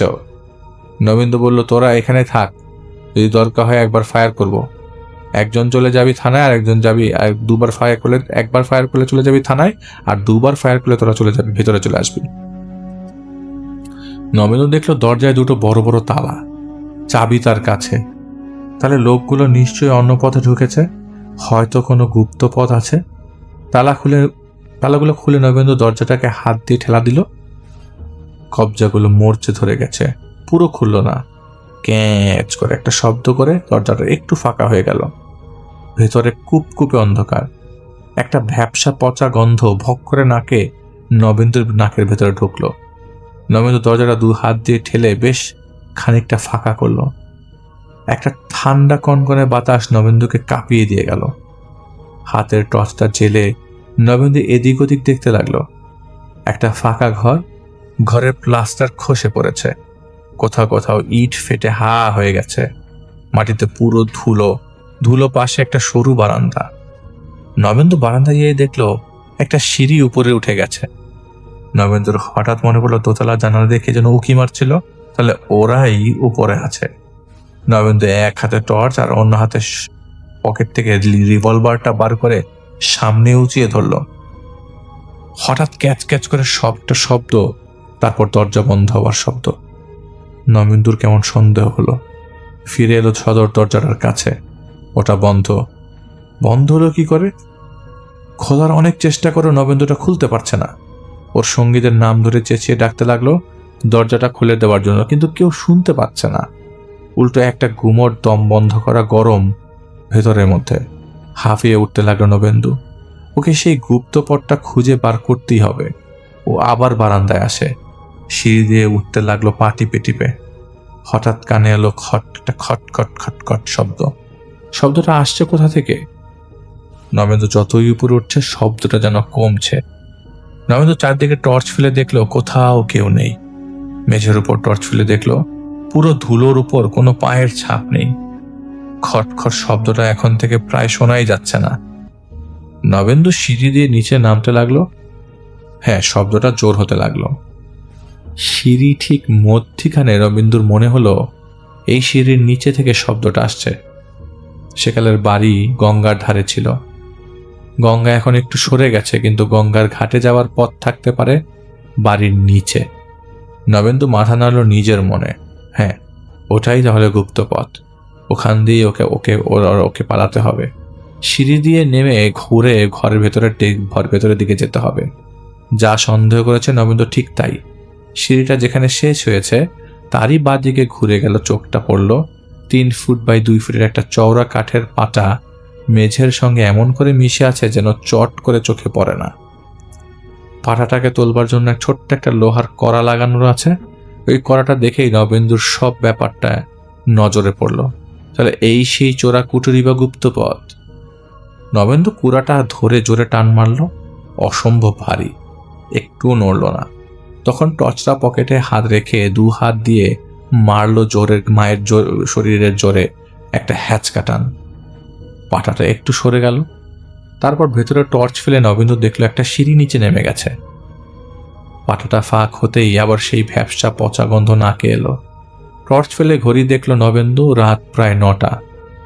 আজ এই পর্যন্তই থাক, বাকিটা কাল হবে। নবেন্দু ফিরে যাবে বলে ঘুরে দাঁড়ালো। তার মনে এটাই সান্ত্বনা, ভুটটুত কিছু নেই, আর বদমাশরাও তেমন কিছু নয়। হয়তো ওই চোরা পথ দিয়ে আসা যাওয়া করে। নবেন্দু ভাবলো সদর দরজাটা যদি বন্ধ দেখে তাহলে ও 2 বার ফায়ারিং করবে, তাহলে সঙ্গীরা হুড়মুড় করে ভেতরে ঢুকে পড়বে। নবেন্দুর কি বিপদ হলো ভেবে তারপর যখন দেখবে নবেন্দুর সশরীরে 16 আনার জায়গায় 18 আনা সুস্থ, তখন অবাক হয়ে যাবে। নবেন্দু নিজের মনে হেসে উঠল। তারপর চলে যাবার জন্য ডান পাটা বাড়ালো, আর ঠিক সে সময় কে যেন তাকে জোরে ধাক্কা দিল। পড়ে গেল নবেন্দু। হাত থেকে রিভলভার আর টর্চ ছিটকে গেল কোথায় কে জানে। আন্দাজে দরজার দিকে মুখ করে ছুটতে লাগলো নবেন্দু, কিন্তু দরজাটা কোথায় গেল? ও তো একতলাতেই আছে। এ তো সেই ঘর, কিন্তু দরজা কোথায়? তাকে ধাক্কাই বা কে মারল? কোথাও তো কোনো জনমনুষ্য নেই। ভাববার মতো মনের অবস্থাও নেই নবেন্দুর। তাকে যে করেই হোক বাড়িটা থেকে বেরোতে হবে। অন্ধকার হাতড়াতে হাতড়াতেও এসে পৌঁছালো সিঁড়ির নিচের কাঠের পাটার কাছে। নবেন্দুর সামনে সেই অল্প ফাঁক করে রাখা কাঠের পাটাটা আস্তে আস্তে খুলে যাচ্ছে। কে খুলছে? ওখানে কি কোনো লোক আছে? নবেন্দু ভাবছে এইভাবে থাকার চেয়ে একটা মানুষ যদি দেখতে পেত তাহলে শান্তি পেত। তাই কাঠের পাটা খুলে যাচ্ছে দেখে সে একটু স্বস্তির নিঃশ্বাস ফেলতে যাচ্ছিল, কিন্তু ফেলা হলো না। এবার এক অমানসিক ধাক্কা। সেই ধাক্কায় নবেন্দু খোলা পাটাতনের উপর ভেতর দিয়ে গিয়ে গলে পড়ে নিচির শিরের উপরে। তারপর গড়াতে গড়াতে নিচে নামলো। নবেন্দু মনে করলো গড়াতে গড়াতে সে কি একেবারে গঙ্গার তলায় চলে যাচ্ছে। ঠিক সেই মুহূর্তে থপ করে নবেন্দু পড়ল জলের উপর। নবেন্দুর মনে হলো ডুবে যাচ্ছে। নিঃশ্বাস নেবার জন্য মুখ খুলতেই সে বুঝতে পারল এখানটায় 1 হাতের মতো জল। অন্ধকারে চোখ শুয়ে গেছে। নবেন্দু দেখতে পেল চারিদিকে সাদা সাদা সার সার কঙ্কাল পড়ে রয়েছে। সিঁড়ির নিচ থেকে ওপর দিকে তাকালো নবেন্দু। ওই দরজাটাকেও বন্ধ করে দিয়েছে। নেপথ্য থেকে কে বা কারা এসব কাজ করে যাচ্ছে। নবেন্দু তার আভাস ইঙ্গিত কিছুই পায়নি। এখন একটাই পথ, এই যে রাস্তা দিয়ে গঙ্গায় গিয়ে পড়েছে সেখান দিয়েই নবেন্দুকে পালাতে হবে। হঠাৎ পেছন থেকে কে যেন তার হাতটা চেপে ধরল, শক্ত কর্কশ হাত। নবেন্দু পেছনে তাকালো, আর সঙ্গে সঙ্গে তার মতো সাহসী ছেলেরও ভয়ে বুকটা কেঁপে উঠল। হাতটা মানুষের, তবে কোনো জীবন্ত মানুষের নয়। 5টা আঙ্গুল দিয়ে চেপে ধরে রয়েছে যে হাত, সেটা কঙ্কালেরও নয়, পশুরও নয়। কোনোই থেকে কাঁচা কালো কুচকুচে পোড়া বিকৃত হাত থেকে মাংসগুলো খসে খসে পড়ছে। সেই কালো বিভৎস কাটা হাতটা নবেন্দুকে ধরে টানতে টানতে নিয়ে চলল কোথায় জানি। নবেন্দু জোরে জোরে চিৎকার করতে চাইছে, কিন্তু পারছে না। সে বাঁচাও বাঁচাও বলে আর্তনাদ করতে চাইছে, গলা দিয়ে স্বর ফুটছে না। বেশ খানিকটা দূরে যাবার পর হাতটা থামল। নবেন্দু দেখল একটা সাদা ধবধবে থুরথুরে বুড়ো, সাদা চুল দাড়িতে, মুখটা প্রায় সব ঢেকে গেছে, শুধু বেরিয়ে আছে দুটো চোখ। কি সাংঘাতিক সে চোখ, দুটো বড় বড় আগুনের গোলার মতো জ্বলছে অন্ধকারে। নবেন্দু চিৎকার করে ওঠে, কে কে তুমি, আমাকে বাঁচাও। বুড়োর চোখ দুটো ঘূর্ণির মতো ঘুরতে লাগলো। বলল, তুই বরং বল, তুই কে, এখানে কেন এসছিস? নবেন্দুর মাথাতেও এলো না বুড়োটা কে হতে পারে। সে তখন উত্তেজনায় ঠকঠক করে কাঁপছে। ভাবল বুড়োটা হয়তো তাকে বেরিয়ে যাবার পথ বলে দিতে পারে। ও সব কথা বলল। এ পর্যন্ত বুড়ো চুপ করে শুনছিল, কিন্তু হঠাৎ নবেন্দু বলতে শুরু করলো, কাকাবাবু, বাড়িটা কিনেছে ভূতের বাড়ি বলে। আমি ওসব ভূত বিশ্বাস করি না, তাই রাত্রি করে এসেছিলাম ভূত দেখবো বলে। আসলে এসব। বলতে বলতে থেমে গেল নবেন্দু। বুড়োর মুখের ভাব ক্রমশ বদলে যাচ্ছে। এতক্ষণ যাকে দেখে মনে হচ্ছিল সে সব কথা বিশ্বাস করে বলা যায়, এখন মনে হচ্ছে সে ভুল করেছে। বুড়ো বলল, তাহলে তুমি মনে করো ভূত বলে কিছু নেই? নেই তো। নবেন্দু ভেতরে ভেতরে ভয় পেলেও এমন ভাব দেখায় যেন একদম ভয় পায়নি। নিজেকে সমর্থন করতে বলে ওঠে, ওসব বুজরুকি, আমি তো বদমাস লোকগুলোকেই ধরতে এসেছি। কি করেছে জানেন? একটা কালো রবারের হাত তৈরি করে আমাকে ভয় দেখাচ্ছে। হ্যাঁ, তবে মাথা আছে বলতে হবে। আমার তো হাতটাকে দেখে সত্যিই একটা পোড়া মানুষের হাত বলেই মনে হচ্ছিল। নবেন্দু হাসার চেষ্টা করে, হাসা হয় না। পুরো তার চোখের সামনে নিজের হাতটা বাড়িয়ে দেয়, বলে, এটা কি তোমার রবারের হাত বলে মনে হচ্ছে? নবেন্দু চমকে ওঠে। কিছু বলার আগে সেই হাতটা তার কাঁধটা চেপে ধরে। নবেন্দুর মনে হলো কাঁধের হাড়গোড় বুঝি সব ভেঙে গেল, এত জোর সে হাতের। কিন্তু বুড়ো কোথায় গেল? হাতটা আছে, অতটা বুড়োটা নেই, বুড়ো নেই। সঙ্গে সঙ্গে বুড়ো দেখা দেয়, রক্তবর্ণ অগ্নি চক্ষু নিয়ে বলল, এখনো কি ভূতে বিশ্বাস আসেনি, নাকি আরো কিছু প্রমাণ চাও? নবেন্দুর সব সাহস চলে গেছে। বুড়ো যে মানুষ নয় ও বুঝতে পেরেছে। বলল, আমি বাড়ি যেতে চাই। আমি বুঝতে পারছি আমি ভুল করেছি, আমায় ক্ষমা করুন দাদু। দাদু ডাকে চমকে উঠে বুড়ো, কাঁধ হাত থেকে সরে যায়। বলে, দাদু বলে ডাকলি বলে বেঁচে গেলি, নয়তো আজ এই বাড়ি থেকে আজ পর্যন্ত কেউ বেঁচে ফেরেনি। দেখিসনি কত কঙ্কাল পড়ে আছে। নবেন্দুর আস্তে আস্তে সাহস ফিরে আসছে। সে বুঝতে পারছে তার আর কোনো ভয় নেই। কিন্তু অসম্ভব কৌতূহল হচ্ছে, রহস্যে ঘেরা এই বাড়িটা, এই বুড়ো তার পোড়া কাটা হাত, এর পেছনে কি কাহিনী লুকিয়ে আছে তা তাকে জানতে হবে। বুড়ো বলল, যা, চলে যা এখন থেকে। তোকে আমি প্রাণে মারলাম না, তার কারণ আমি ক্লান্ত, আমি মুক্তি চাই। তুই আমায় দাদু বলে ডেকেছিস, তোর প্রাণের বিনিময়ে আমাকে মুক্তির ব্যবস্থা করবি, না করলে কিন্তু তুইও মুক্তি পাবি না। মনে রাখিস, তুই যেখানে থাকিস না কেন তোকে টেনে আনবো, তারপর কঙ্কাল হয়ে পড়ে থাকবি। নবেন্দু বলল, দাদু আমি তোমার কথাই দিচ্ছি, কিন্তু তার আগে আমায় জানতে হবে তোমার নাম, তোমার পরিচয়। তবে সবার আগে আমায় একটু ফাঁকা জায়গায় নিয়ে চলো, আমার যে দম বন্ধ হয়ে আসছে। বুড়োটা এক ধাক্কা মারল নবেন্দুকে। নবেন্দু দেখলো ও গঙ্গার ধারে এসে পড়েছে। ভাবলো পালাই।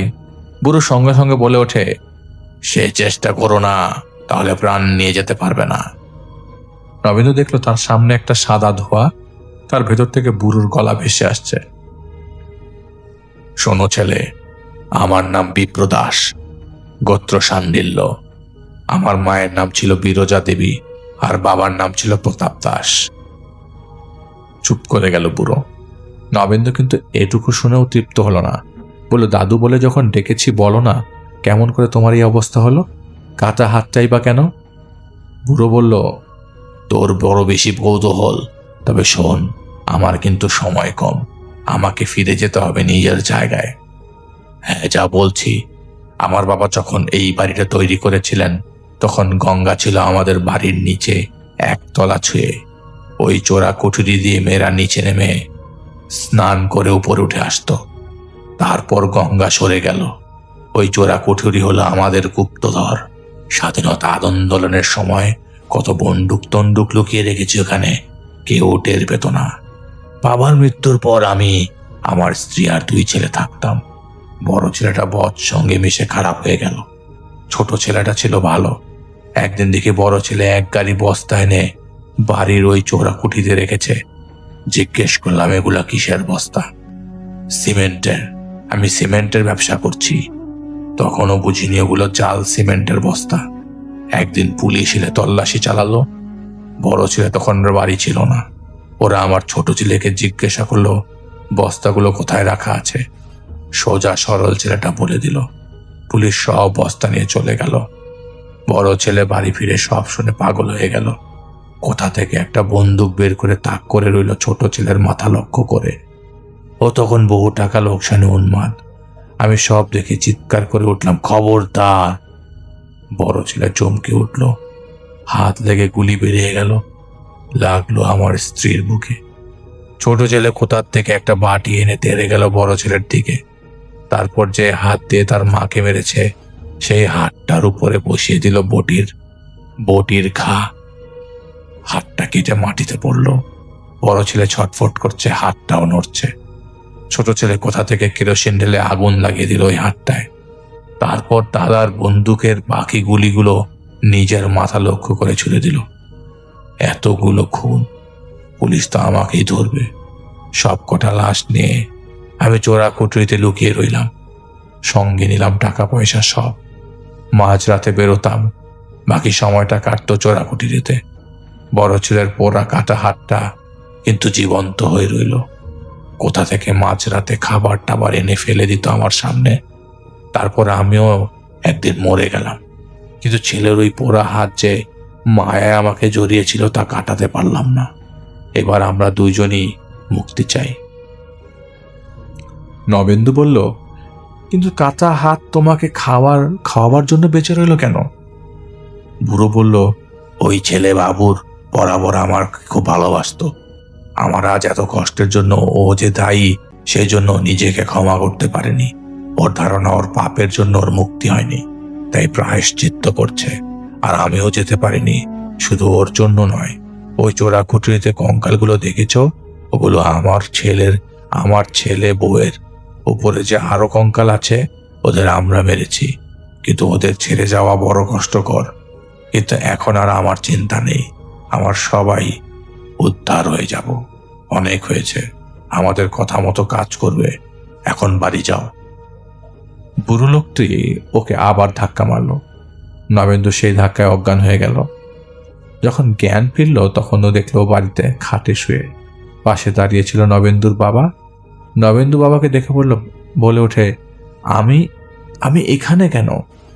নবেন্দুর বাবা বললেন, ভোর রাত্রে একটা ফোন এলো খড়দা থেকে। তুমি নাকি সাইটে গিয়ে অসুস্থ হয়ে পড়েছিলে। তোমার সঙ্গীরাই অ্যাম্বুলেন্স করে তোমাকে বাড়ি পৌঁছে দিয়ে গেছে।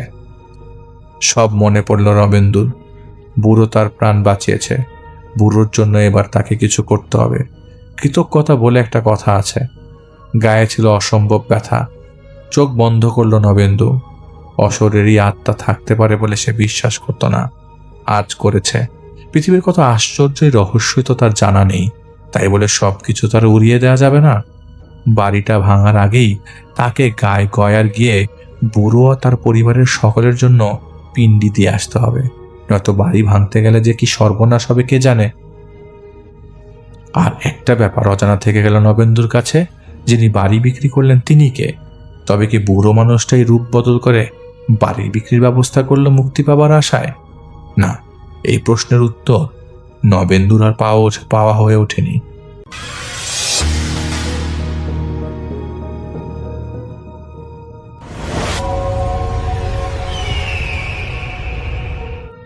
আসসালামু আলাইকুম। আপনাদের সবাইকে সাদর আমন্ত্রণ জানাচ্ছি। আমি আহমেদ বাবু। কেমন আছেন আপনারা? আশা করি সবাই ভালো আছেন। আমি আল্লাহর মধ্যে ভালো আছি, আলহামদুলিল্লাহ। আমি চলে যাচ্ছি মাহফুজের সেই ঘটনায়। মাহফুজরা সিলেটের অধিবাসী ছিল। খুব অল্প বয়সে তিনি ইংল্যান্ডে চলে যান তার পরিবারের সাথে, এবং তারা ম্যানচেস্টারে বসবাস করেন। সেখানেই তিনি বড় হন, পড়াশোনা করেছেন, এবং পড়াশোনা শেষে তিনি ইঞ্জিনিয়ার হন। সেখান থেকে তিনি জবের সার্চ করেন। যখন ফ্রেশলি পড়াশোনা শেষ করেছেন, বিভিন্ন জায়গায় জবে অ্যাপ্লাই করেন। তো সাউথ ইয়র্কশায়ারে তিনি একটা জায়গায় জব পান। এটা একটা এনার্জি কোম্পানি, রিনিউয়েবল এনার্জির একটা পার্ক সেখানে। তো যাই হোক, তার বাসা থেকে মোটামুটি ঘন্টা খানেকের ড্রাইভ, 1 ঘন্টা থেকে 1 ঘন্টা 10-20 মিনিট এরকম লাগে আর কি তার যেতে, যদি মানুষ মানে অ্যাভারেজে স্পিডে ড্রাইভ করে। তো মাহফুজের কাছেই ড্রাইভ করে যাওয়া আসাটা বেশ অস্বস্তিকর মনে হতো তিনি যখন প্রথম জয়েন করেছেন। তো পরিবারের সাথে কথা বলে তিনি সেইখানে একটা স্টুডিও অ্যাপার্টমেন্ট নিয়ে নেন সাউথ ইয়র্কশায়ার, এবং তার কাজের কাছাকাছি। তো সেই ক্ষেত্রে তার টাইম এতটা স্পেন্ড হয় না, তিনি বাসায় যেতে পারেন, তার মতো সময় কাটাতে পারেন। তো চলছে এরকম, বেশ ভালোই কাটছিল মাহফুজের। একা একটা স্টুডিও অ্যাপার্টমেন্টে থাকতেন এবং কাজ করতেন, অফিস যেতেন আসতেন, মোটামুটি সময় ভালোই কাটতো। আর সন্ধ্যার পর তিনি বসে বসে, তার শখ ছিল যে পুরনো টিভি সিরিজ দেখতেন, যেমন টুয়াইলাইট জোন, এরকম সিরিজগুলো দেখতেন। খুব রহস্যপ্রিয় মানুষ এবং তার খুব ভালো লাগতো এগুলো। এভাবে মাসখানেক কেটে গেছে। মাহফুজও সেটেল হয়ে গেছে তার কাজের জায়গায়, তার নতুন বাসায়, যাওয়া আসার রাস্তার সাথে, এবং ওখানে মানে আফটার আওয়ার, মানে তার কাজের পরের টাইমটা তিনি কিভাবে কাটাতেন, টুকিটাকি এটা ওইটা করে। তো সবকিছুর সাথেই তিনি সেটেল হয়ে গেছিলেন। একটা গাড়ি কিনেছেন। এই গাড়িটা কিনেছেন বেসিক্যালি যাওয়া আসার জন্য, মানে তাদের বাড়িতে যাতে যেতে পারেন, আসতে পারেন চাইলে, আর একটু ছোটখাটো ঘোরাঘুরি এগুলোর জন্য। তো মোটামুটি ভালোই সেটেল হয়েছেন। এর মাঝে তিনি একবার বাড়ি গেছেন, আসছেন, মানে এই 1 মাসের মধ্যে এই মাত্র একবার ভিজিট করছেন। তো যাই হোক, একদিন দুপুরবেলা, ওই দিন বৃষ্টি হচ্ছে বেশ জোরে। কারণ নর্মালি কিন্তু ওখানে তিনি যেখানটায় থাকেন ওখানে মোটামুটি বছরের সারা বছরই টুকটাক বৃষ্টি হয়। আর ওই দিন বৃষ্টিটা একটু জোরে নামছে। অক্টোবর মাস, মোটামুটি ভালোই বৃষ্টি হচ্ছে, টেম্পারেচার একটু ফল করে গেছে। তো যাই হোক, বেশ লেজি একটা এনভায়রনমেন্ট। আজকে অফিসেও খুব একটা কাজ নাই, টুকিটাকি কাজ ছিল। এগুলো সেরে মাহফুজ এসে নিজের ডেস্কে বসছে এবং বসে তাকায় দেখতেছে গ্লাস উইন্ডো দিয়ে বাইরে। আকাশ এমনি তো গ্লুমি থাকে, আজকে বৃষ্টির কারণে আরো বেশি গ্লুমি, মনে হচ্ছে মেঘ এসে একদম জমে গেছে চারিদিকে, এবং এই দুপুরের পরে বেশ অন্ধকার হয়ে আসছে। বৃষ্টি পড়তেছে, ছাঁট এসে পড়তেছে সে উইন্ডোর উপরে, এবং সেই পানিগুলো বেয়ে বেয়ে নামতেছে। যাই হোক, দূরে দেখা যাচ্ছে গাছপালা। মাহফুজের কাছে বেশ বোরিং লাগতেছে। সে চেষ্টা করলো টুকিটাকি কোনো পেন্ডিং কাজ কিছু বের করতে, দেখলো কিছুই নাই। যাই হোক, এইভাবে সময় কাটতে কাটতে এক সময় বিকেল হয়ে গেছে তার বেরোনোর সময় অফিস থেকে বের হয়ে তাড়াতাড়ি সে মানে গাড়িতে উঠেই টান দিল একটা রেস্টুরেন্টের দিকে। তার খুব ইচ্ছা করতেছিল স্টেক এন্ড চিজ সাপ খেতে, মানে তার খুব ফেভারিট এটা। তো ওখানে একটা রেস্টুরেন্ট আছে, সেখানে এই সাপটা খুব ভালো বানায়। তো সে ওখানে তাড়াতাড়ি গেল, গিয়েই দেখতেছে যে বাইরে বৃষ্টি, গাড়ি পার্ক করে ঢুকছে, বেশ ভালো লাগতেছে, এখানে একটা ঘ্রাণ, এন্ড স্পেশালি স্টেক এন্ড চিজের ঘ্রাণ আসতেছে। তো গিয়ে বললো দ্য ইউজুয়াল ওয়ান। তো তাকে মানে ফুট লং একটা বানায় দিল এরকম, এবং সেই সুন্দর করে র্যাপ করে অ্যালুমিনিয়াম ফয়েলে। তো এগুলা প্যাক করে, এবং সাথে সেই পটেটো ওয়েজেস এরকম করে নিয়ে সে ব্যাগে করে নিল। কফিও নিল, কফি নিয়ে তাড়াতাড়ি আবার গাড়িতে উঠলো। সেখানে বসে খাবে না, গাড়িতে উঠে তাড়াতাড়ি বাসায় আসছে। বাসায় এসে জাস্ট খাবারগুলো রেখে ফ্রেশ হয়ে দ্রুত আসছে। ক্ষুধা লাগতেছে, এবং ঘ্রাণ পাইছে, ক্ষুধা লাগতেছে। তো সবকিছু রেডি করে টিভিটা চালায়, সে বসে জাস্ট সে সাপটা খুলে একটা কামড় দিছে।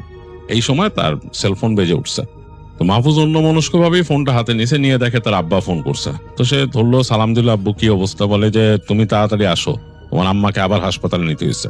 তো মাহফুজের হঠাৎ করে একটু মানে অন্যরকম লাগলো, কারণ সে জানে তার মায়ের মেডিকেল হিস্ট্রি আছে কিছু, হাসপাতালে নেওয়া মানে তার শরীর বেশ খারাপ।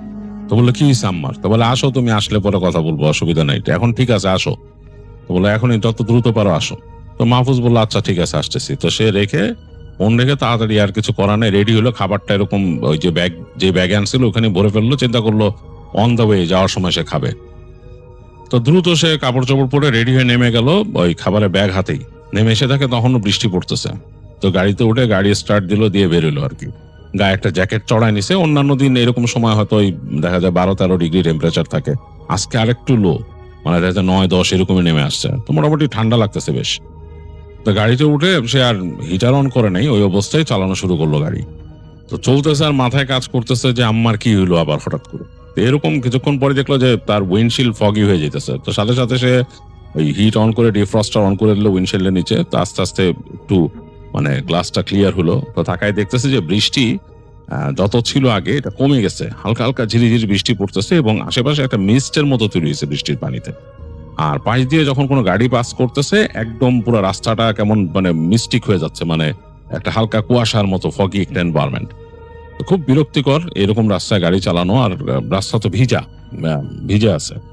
এরকম চলতে চলতে সে যেই হাইওয়ে দিয়ে তাদের ওখানে যেতে হবে ম্যানচেস্টার দিকে, ওখানে উঠলো।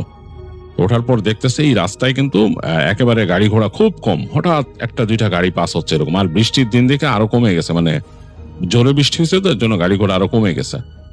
আর কেমন জানি রাস্তাটা এই মিস্টে ছেয়ে আছে চারিদিকে, দুই পাশে গাছ এবং সামনে যাচ্ছে। এরকম চলতেছে আর সে তখন খাওয়া শুরু করলো, কেন খেতে পারে নাই তখন। এই খাওয়াটা যে আরাম করে খাওয়ার ছিল সেটা আর হলো না। ওরকম মানে এক হাত দিয়ে ড্রাইভ করতেছে আর এক হাত দিয়ে সে সাপ বের করে কামড়াচ্ছে আর যাচ্ছে সামনে। তো যেটা যেটা ব্রিজ ছিল ওইখানে, ওই একটা ব্রিজ উঁচু হয়ে এরকম নিচে নামছে। তো ব্রিজের উপর দিয়ে যখন ক্রস করলো তখন জানি তার কাছে মনে হলো যে মানে ব্রিজটা ক্রস করার মাঝামাঝি যখন যাচ্ছে তখনই মনে হলো দুই পাশ থেকে বেশ কুয়াশা এসে ভর করতেছে সামনের রাস্তায়, মানে ভেসে ভেসে আসতেছে। এখানে কিন্তু বৃষ্টি নাই বললেই চলে, হালকা মানে মানে এটা দাঁড়াইলে মানুষ ভিজবে এরকম ব্রিজলিং যেটাকে বলে ওরকম হচ্ছে। তো যাই হোক, ব্রিজের নিচে যখন সে নামছে, ব্রিজ থেকে আবার যখন নামছে দেখতেছে বেশ কুয়াশা রাস্তার পাশে এবং এই গাছগাছালির মধ্যে দিয়ে ভেসে ভেসে কুয়াশা যাচ্ছে রাস্তা। খুব বিরক্তিকর অবস্থা। সে ওই ফগ লাইট অন করে যাচ্ছে গাড়ি নিয়ে। তো অনেকক্ষণ চলে আসছে, এর মধ্যে সে আবার রেডিও অন করছিল, রেডিওতে সে গান শুনতেছিল, একটা সফট সং দিছিল। তো সামনে যাচ্ছে, হঠাৎ করে তার কাছে মনে হলো একটা জায়গায় দূরে লাইট যে পড়ছে, অন্ধকার কিন্তু চারিপাশে, এর মধ্যে কুয়াশাটা এরকম পাকায় পাকায় যাচ্ছে। একটা জায়গায় দেখলো যে একটা কুয়াশার কুণ্ডুলির মতো এরকম একটা বেশ বড় একটা কুয়াশার কুণ্ডুলির মতো সামনের ভিজিবিলিটি প্রায় জিরো। ওইখানে যে লাইটটা পড়ে মনে হচ্ছে কুয়াশাই দলা বেঁধে যাচ্ছে ওইখানে। তো মাহফুজ একটু অস্বস্তিতে পড়ে গেছে, সে গাড়ি স্লো করলো, চিন্তা করলো যে না আমি আস্তে আস্তে যাই ওইখান দিয়ে। তো খুব স্লো করে ফেলছে, স্লো করে সে ওদিক দিয়ে যাচ্ছে, ভিজিবিলিটি খুব কম। একটু সামনে যাওয়ার পরে হঠাৎ করে তার কাছে মনে হলো কেউ একজন দাঁড়ায় আছে, একটা অবয়ব, মানে একটা মানুষ রাস্তার মধ্যে। মাহফুজ তো দ্রুত মানে যতটুকু স্পিড ছিল তার মধ্যে ব্রেক স্ল্যাম করছে। সে আর চিন্তা করে পিছনে গাড়ি আছে কিনা, কেন ওই কুয়াশায় কিন্তু পিছনেও দেখা যাচ্ছে না, পিছনেও কিন্তু জায়গাটা পুরো ব্লারি হয়ে গেছে। তো সে ব্রেক স্ল্যাম করছে তাড়াতাড়ি। তো ভাগ্য ভালো এই ভেজা রাস্তার মধ্যে তার গাড়িতে তো এবিএস আছে, ট্রাকশন কন্ট্রোল আছে, এই কারণে এটা একটা ভাগ্য যে তার গাড়িটা স্কিড করে নাই। হ্যাঁ, গাড়িটা এমনি ওই ব্রেকেও একটুখানি এরকম করে কাত হয়ে সোজা চলে গেল সামনে, গাড়িটা পিছলানোর মতো করলো, কিন্তু তারপরও যে মানে করে নাই, পুরো স্লিপ করে যায় নাই।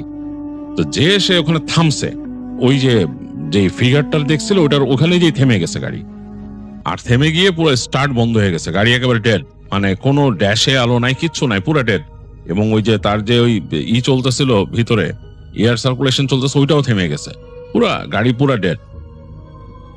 মাহফুজ হঠাৎ করে খুব অবাক হয়ে গেল যে এটা কেমনে হলো, এবং খুব ভয় পেয়েছে, কারণ গাড়ি তো থামছে একদম রাস্তার মাঝখানে, যদিও গাড়ি ঘোড়া ছিল না তখন এবং কিছু নাই। তো চিন্তা করলো যে এরকম যে থেমে আছে, আমার লাইটও জ্বলতেছে না, অন্য গাড়ি এসে তো পিছন থেকে মেরে দিবে আমাকে। তো সে প্রচন্ড রকম ভয় পাইছে এবং লিটারালি তেমন কিছুই দেখা যাচ্ছে না, বাইরের যে আলোটা মানে আকাশের আলোটা সেটাও মনে হয় কুয়াশাতে ঢেকে যাচ্ছে, এবং তার উইন্ডশিল্ডের সামনে দিয়ে মনে হচ্ছে কুয়াশার দলা, মানে এরকম চাকা চাকা কুয়াশা এরকম ভেসে যাচ্ছে উইন্ডশিল্ডে। মাহফুজ অবাক হইলো যে এইরকম ফগ হঠাৎ করে কোত্থেকে আসলো। তো এটা চিন্তা করতে করতে তার হঠাৎ করে চোখটা খানিকটা পড়ছে তার রিয়ার ভিউ মিররে। তার কাছে মনে হলো তার পেছনে কেউ বসা, মানে তার পেছনের সিটে কেউ বসা, মনে হলো যে তার দিকে এরকম মাথাটা ঝুঁকায় আনছে তার দিকে। তো মাহফুজ এক সেকেন্ডে তার গুজবাম তো হইছে, সে ফট করে পিছনে তাকায় দেখতেছে কেউ নাই এখানে, মানে পুরা খালি, তার পেছনের সে কেউ নাই, সিটে কেউ নাই, কিন্তু সে কিন্তু একদম রিয়ার ভিউ মিররে দেখছে তার পেছনে কেউ আছে। তো প্রচন্ড রকমের ভয় পেয়েছে মাহফুজ, এবং সে ভয় পাচ্ছে যে কোনো সময়, যেহেতু কোনো মানে গাড়ির কোনো লাইট নাই, কিচ্ছু নাই, যে কেউ এসে গাড়িটাকে মেরে দিবে পিছন থেকে যদি কোনো গাড়ি আসে। তো মাহফুজ এই ভয়ে অ্যাকচুয়ালি সে আস্তে করে, এবং ওই যে পেছনে কি দেখছে এটা তো তার প্রচন্ড ভয় লাগছে, এটা চিন্তা করে সে আস্তে করে গেটটা খুলছে। গেট খুলতে ভয় পাচ্ছে যে পাশ থেকে যদি কোনো গাড়ি এসে মেরে দেয় এরকম। তো গেট খুলে সে নামছে গাড়ি থেকে নেমে সে দেখতেছে কুয়াশার একটা স্মেল পাচ্ছে সে, মানে কুয়াশার যেরকম একটা স্মেল থাকে সেরকম। আর কেউ নাই আশেপাশে, কোনো গাড়িও নাই, কিছু নাই, কেমন একটা নিস্তব্ধতার শব্দ এবং হালকা হালকা ড্রিজলিং হচ্ছে, মানে তার যে জ্যাকেট পরছে জ্যাকেটের উপর হালকা হালকা বৃষ্টির পানি পড়তেছে। মাহফুজ তাড়াতাড়ি তার হুডিটা উঠাই দিল মাথার উপরে, আর হাতের যে সেলফোন ছিল ওটা বের করে এরকম উঁচা করে ধরছে লাইট দিয়ে দেখার জন্য। তো সেলফোনের যে স্ক্রিনের আলো সেটা টুকিটাকি মানে একটু মানে সামনে দেখা যাচ্ছে, ওই যে গাড়ির মধ্যে রিফ্লেক্ট করতেছে, বাট এই আলো তো সামনে যাচ্ছে না। তো সে তাড়াতাড়ি সেলফোনের যে ফ্ল্যাশ লাইট সেটা অন করলো, ওইটা ফ্ল্যাশ লাইটটা অন করে মারলো। তো সেটা তো দেখা যাচ্ছে যে আলো পড়তেছে, কিন্তু কুয়াশার মধ্যে পড়তেছে সাদাটে লাইট, দূরে কোথাও যাচ্ছে না। মাহফুজ চিন্তা করলো এখন কি করবো আমি, তার মাথা কাজ করতেছে না, মানে সে বুঝতে পারতেছে না, তার খুবই ভয় যে রাস্তার মধ্যে গাড়িটা আছে, যদি কোনো গাড়ি হঠাৎ আসে কোনো আলো দেখবে না, কিচ্ছু দেখবে না, এবং ওইটার আলো যদি না পড়ে গাড়ির উপরে এই ফগে গাড়িকে মেরে দিবে, সে এটাই খুব ভয় পাচ্ছে। তো সে চিন্তা করলো যে আমি কি গাড়িটাকে আস্তে করে একটু বাঁয়ে সরাইতে পারি, এটা চিন্তা করে সে আস্তে আস্তে মানে গেল যে তার ওই স্টিয়ারিংটা ধরে অনেক কষ্টে ঘোরানোর চেষ্টা করতেছে আর গাড়িটাকে কাঁধ দিয়ে ঠেলতেছে। তো এটা একটা সিডান গাড়ি, সুতরাং মানে খুব বেশি যে ভারী তা না, তো গাড়ি ওইভাবে নড়তেছে না, মানে একা ঠেলে ওইভাবে সমান যায় না। তো অনেক চেষ্টা করতেছে সে, চেষ্টা করার কারণ আবার স্টিয়ারিংও তো ঘোরানোর চেষ্টা করতে হইতেছে, পাওয়ার স্টিয়ারিং, এটা জ্যাম হয়ে গেছে প্রায়। অনেক কষ্টে সে একটুখানি গাড়িকে মুভ করলো, করে একটু সাইড করলো, মানে সে বুঝতে পারছে যে মেইন যেখানে গাড়িটা থামছিল সেখান থেকে একটু সাইডে নিয়ে সে গাড়িটা রাখতে পারছে। তো এরকম সময় সে শব্দ পেল ওইখানে, যে ঘর করে শব্দ হচ্ছে, মনে হচ্ছে কাঠের কোনো জিনিস মানে কোনো কিছু যদি ওই যে ঠেলা গাড়ি বা কিছু ঠেলে নেয় যেরকম শব্দ, সেরকম একটা শব্দ আসতেছে তার থেকে একটু সামনে, মনে হচ্ছে কয়েক ফিট সামনে হবে, কিন্তু কুয়াশার কারণে কিছু দেখা যাচ্ছে না।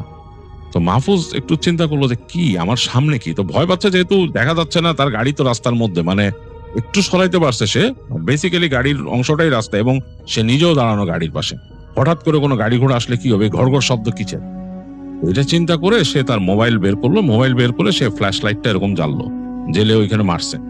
ফ্ল্যাশ লাইটে আলো তো সামনে যাচ্ছে না কিছু। তো একটু পরে তার কাছে মনে হলো যে তার চোখে কিছু জিনিস একটু ভিজিবল হলো, মানে একটা অবয়বের মতো দেখতে পাচ্ছে সে। দেখে মনে হচ্ছে এরকম একটা ছোট কার্ট, মানে বাগি কার্টের মতো এরকম, এটা মানে দেখে মানে মনে হচ্ছে যে বাগি কার্ট মানে কোনো মার্কেটের বাগি কার্ট না, মানে কোন একটা মানে এরকম কাঠ দিয়ে বানানো একটা গাড়ির মতো এরকম। এইটা ঠেলে ঠেলে একটা ছোট বাচ্চা কেউ নিয়ে যাচ্ছে, বাচ্চা মনে হলো কারণ হাইট অনেক কম এবং সে এরকম একটা কোটের মতো পরা এরকম নিয়ে যাচ্ছে ঠেলে ঠেলে রাস্তার এই পাশ থেকে ওই পাশে। তো রাস্তার ওই পাশ থেকে যে নেমে গেল ওই গাছের ওখানে গাছ আছে রাস্তার পাশে, ঘাস ওইটার মধ্যে নেমে গেল। তারপর সে আবার শব্দ পেল এরকম আরেকটা আসতেছে এরকম, সবাক হয়ে গেল, কুয়াশা সামনে এবং কুয়াশার মধ্যে দিয়ে এরকম বাগি কাঠ ঠেলে মনে হচ্ছে ওরকম হাইট কেউ মানে 3 ফিট 3.5 ফিট এরকম সাইজ কিছু নিয়ে যাচ্ছে, মনে হচ্ছে খুব ভারী কিছু ঠেলে ঠেলে নিচ্ছে রাস্তার মধ্যে দিয়ে। তো মাহফুজ বেশ অবাক হয়েছে, এটা কারা, কোথায় যাচ্ছে এইভাবে এরকম, সে খুব ভয় পাইছে। সে চিন্তা করছে যে এটা কারা, মানে কোথায় যাচ্ছে এরকম। এই সময় সে হঠাৎ করে আবিষ্কার করলো তার গাড়ির এই পাশে, মানে গাড়ি সে তো দাঁড়ায় আছে এই পাশে গেটের কাছে, ওই পাশে মনে হলো মানুষের অবয়ব কাছায় আসছে এবং হাইট হবে তার থেকে আরো বড়, মানে প্রায় 0.5 ফিট তো তার থেকে উঁচা অবশ্যই। সে গাড়ির ওই পাশে দাঁড়ালো পুরো একটা মানুষের মতো অবয়ব, মানে এমন ভয় পাইছে মাহফুজ বলার মতো না। সে গাড়ির গেটটাকে ঠাম করে দিয়ে সে দৌড় দিচ্ছে ওখান থেকে, মানে এটা মানে আসলে তার মানে অটো রিফ্লেক্সে হয়েছে, সে আর চিন্তা করতে পারে নাই সে গাড়ির মধ্যে যে ঢুকবে এটাও সে সাহস করতে পারে নাই, কারণ সে মনে করলো এটা করতে ভোজবাজির মতো সে একটা অবয়ব গাড়ির এই পাশে দাঁড়াইছে। তো সে দৌড় দিল, গাড়িটা ওখানে রেখে দৌড় দিচ্ছে মাহফুজ, কিন্তু সে বুঝতে পারতেন সে কোথায় যাচ্ছে। দৌড়াইতে সে দেখলো যে সে একটা বাড়ির অবয়ব দেখা যাচ্ছে, যে একটা বাড়ির মতো ওইখান থেকে এই কুয়াশা ছাওয়া জায়গাটার মধ্যে একটা বাড়ির মতো। তো সে দৌড়াইতে ওই বাড়ির ওখানে চলে আসলো। বাড়ির সামনে দাঁড়াইতে দেখতে বাড়ির মধ্যে কোনো বাতি নেই, কোনো লাইট কিচ্ছু নাই, একটা বাড়ি এরকম 3 তলার মতো হবে এরকম, মানে সে এক্স্যাক্টলি এখন মানে রিকল করতে পারে না, 2 তলা বা 3 তলা বা 3 তলার মতো হবে, একটা বিশাল বাসা, আর এই বাসাতে কোনো আলো জ্বলতেছে না। তো সে চিন্তা করলো যে এই বাসায় কি কেউ থাকে না, আর এই অন্ধকারে এই কুয়াশা ভাসতেছে এবং ভিজা ভিজা, এই যে হালকা ড্রিজলিং এখন নাই অবশ্য, এখন বৃষ্টির কোনো ফোঁটা পড়তেছে না, কুয়াশা ভেসে বেড়াচ্ছে এখান দিয়ে, এবং এই জায়গার মধ্যে এই বাসার মধ্যে কেউ থাকে না, এত বড় একটা বাসা এরকম দাঁড়ায় আছে গাছগাছালির মধ্যে। তো তো মাহফুজের কাছে অনেক ভয় লাগলো, কারণ ওইখানে যে সে অবয়বটা দেখছে ওইটার কথা মনে হইলো। ওই যে ঠেলা গাড়ির মতো ঠেলতেছিল, কারা ওখান থেকে কে যাচ্ছে, ভৌতিক ব্যাপারটা তার মাথায় আসছে। তার কাছে মনে হয়েছে যে ওই যে মানুষের মতো যে অবয়ব তার গাড়ির ভিতরে কিছু দেখছে, এগুলো ভৌতিক, সেটা বুঝতে পারছে।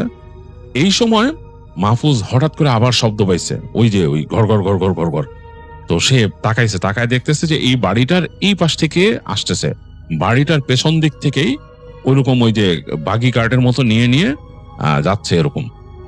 এবং যেই অবয়বগুলো ওখান থেকে যাচ্ছে বাগি কার্টের মতো নিয়ে, তাদের হাইট বেশি না, হয়তো 3.5 ফিট 4 ফিট এরকম সাইজের মানুষগুলা বা মানুষের মতো অবয়ব নিয়ে যাচ্ছে বাগি কার্ট। তো প্রচন্ড ভয় পাইছে মাহফুজ আস্তে আস্তে ওই বাড়িটার যে সামনের যে বারান্দার যে পাটাতন ওইখানে উঠছে, ওটা কিন্তু উডেন ফ্লোর। তো ওখানে উঠে সে চুপচাপ কর্নারে চলে গেছে, কারণ তার খুব ভয় লাগতেছে। সেইখান থেকে তার গাড়িও দেখতে পাচ্ছে না, গাড়িটা কত দূরে রেখে আসছে। আর সে ওই ইসের পাশে বসে সে দেখতেছে ওখান থেকে যে ওই বাগি কার্ড নিয়ে যাচ্ছে ওই বাসার পেছন থেকে, এরকম একটা এরকম করে বেরোচ্ছে এবং রাস্তা পার হয়ে ওই পাশে চলে যাচ্ছে গাছগাছালির ওই পাশে। ওইখানেও কুয়াশা এবং গাছগাছালির ওই পারে কিন্তু সে জানে না কি আছে, মাঠ বা কিছু একটা, চলে যাচ্ছে ওদিকে। তো অনেক ভয় পাইছে মাহফুজ, ভয়ে সে চুপচাপ একদম কর্নারের মধ্যে যে বসে পড়লো। ওখানে যে এরকম রেলিং দেওয়া, রেলিং এর কর্নারে যে চুপচাপ বসে পড়লো। সে চিন্তা করতে পারছে না কি করবে। তো সে চিন্তা করলো তার মোবাইল ফোন তো আছে, সে কি কোনো টো ট্রাক কোম্পানিকে কল দেবে কিনা। এটা মনে হওয়ার সাথে সাথেই মাহফুজ চিন্তা করছে, আরে আমি এতক্ষণ এটা ভাবি নাই কেন, আর আমার কাছে ফোন আছে। সে তাড়াতাড়ি ফোন বের করে স্ক্রিন খুলছে, খুলে দেখে যে তার মোবাইলে কোনো সিগন্যাল নাই, মানে কোনো নেটওয়ার্ক নাই, একদম নেটওয়ার্কের কাটা জিরো। তারপর সে চেষ্টা করলো ইমার্জেন্সি কল দিতে, না মোবাইলে কল যাচ্ছে না, একদম পুরো নেটওয়ার্ক জিরো। আর ইন্টারনেট ব্রাউজ করে যে সে বিয়ে করবে টো ট্রাক, এর আগে তার প্রয়োজন হয় নাই। সে যে কোনো কোম্পানিকে খুঁজবে তাতে ইন্টারনেট লাগবে, পুরোটাই বন্ধ। এই সময় সে শব্দ পেল যে ওই বাড়ির ওপরতলা থেকে একটা পুরুষ মানুষের কণ্ঠ আসতেছে, সে কাউকে ধমকাচ্ছে, বকাবকি করতেছে। কতগুলা মনে হলো যে ছেলে মেয়ের কণ্ঠ শুনতে পেলো, টিনের ছেলে মেয়ে, তারা কিছু বলতেছে এবং সে কথাগুলো ক্লিয়ার না। তো লোকটা কেমন জানি ধমকাচ্ছে, এরকম একটা অবস্থা, এরকম একটা মানে ধমকের মতো সুর ওখান থেকে শুনতেছে।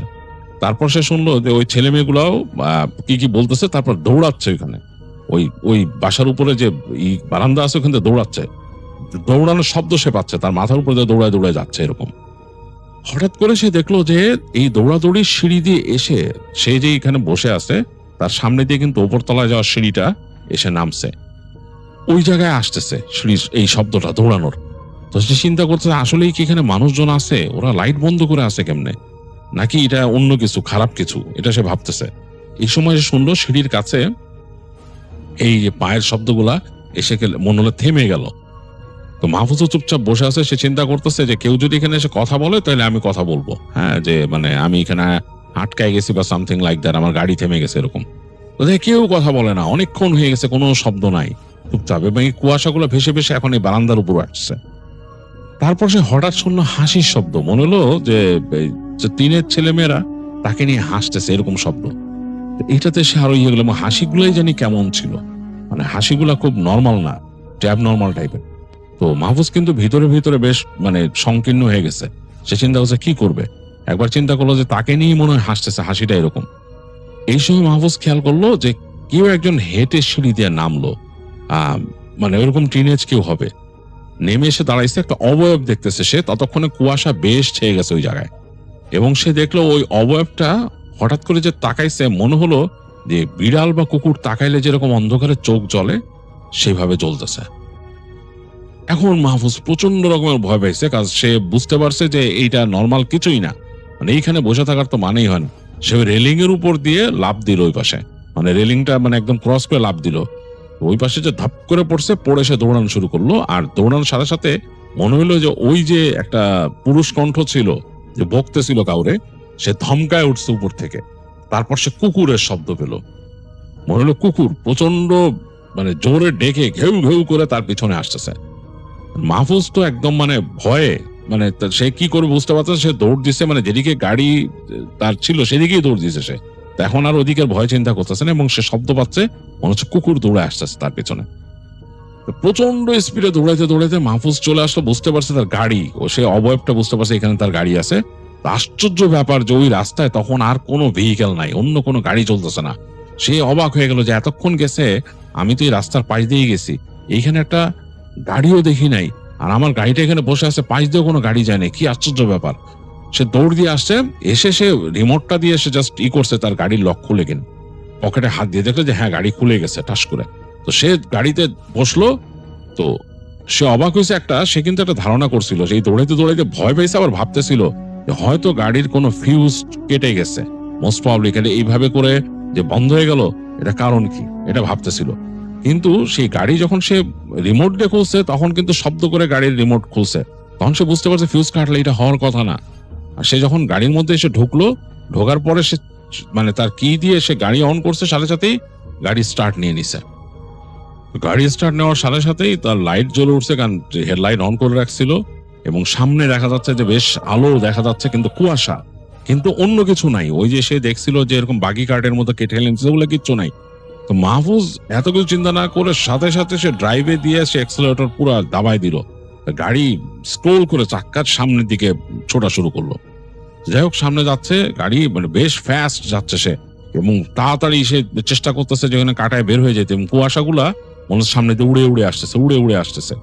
আর মাহফুজ মাঝে মাঝে ভয়ে ওই রিয়ার ভিউ মিররে তাকাচ্ছে আর পিছন দিকে তাকাচ্ছে। তার মনে হচ্ছিল যে আগে সে কাউকে যে দেখছিল পিছনে, হঠাৎ করে এরকম কাউকে দেখতে পাবে।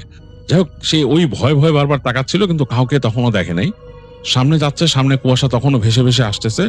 আর খুব অবাক করা কাণ্ড যে রাস্তার মধ্যে এখনো কোনো মানুষজন নাই, শুধুই যে কালচে পিচ ঢালা রাস্তা, আর দুই পাশে বড় বড় গাছ, এবং এক পাশে এরকম একেবারে ব্যারেন ল্যান্ডের মতো, শুধু জমি, খোলা জমি। যাই হোক, ওর মধ্যে দিয়ে সে গাড়ি চালা আসতেছে মাহফুজ, আর ভয় পাচ্ছে। তো একটা জায়গায় সে সামনে যখন চলে আসছে, এখন এবার রাস্তাটা একবার মোড় নিয়ে আরেকটা রাস্তার সাথে মিলবে, এই জায়গায় এসে সে দেখলো রাস্তার মধ্যে কিছু কুকুর উঠে আসছে, এই পাশ থেকে কিছু কুকুর উঠে আসছে, এবং গায়ের রং পুরো কালচে, রাস্তার সাথে মিশে গেছে এরকম, এবং জিভ বের করতেছে, দাঁত বের করতেছে, এবং একটা না 8টা থেকে 10টা কুকুর উঠে আসলো রাস্তার মধ্যে, উঠে রাস্তার মধ্যে দাঁড়ায় আছে। তার এই যে হেডলাইটের আলো যে পড়ছে কুকুরগুলার উপরে, এবং সরতেছে না, এরকম জিভ বের করে এরকম তাকায় আছে তার গাড়ির দিকে। মাহফুজ ভয়ে কি করবে বুঝতে পারতেছে না। একসময় সে চিন্তা করলো যে আমি গাড়ি চালাই, আমি সামনে বাড়াই, এগুলো সরে যাবে। তো সে অ্যাক্সেলারেটর দাবাই দিল, যে সামনের দিকে বাড়া শুরু করলো, এবং দোয়া পড়া শুরু করছে। তখন সে তার মনে হচ্ছে ছোটকালে যা দোয়া দরুদ শিখছে, তাদের ওখানে একজন তাদের টিচার ছিল, তার আব্বা রাখছিল পড়ানোর জন্য, মসজিদের একজন হুজুরকে রাখছিল শেখানোর জন্য। ওনার কাছে ছোটবেলা থেকে যা শিখছে, মাহফুজ এখন খুব একটা প্র্যাকটিসিং মানুষ না, বাট তার যা মনে আছে সে পড়তেছে, দোয়া পড়তে পড়তে সে অ্যাক্সেলারেটর বাড়াই দিচ্ছে সামনে।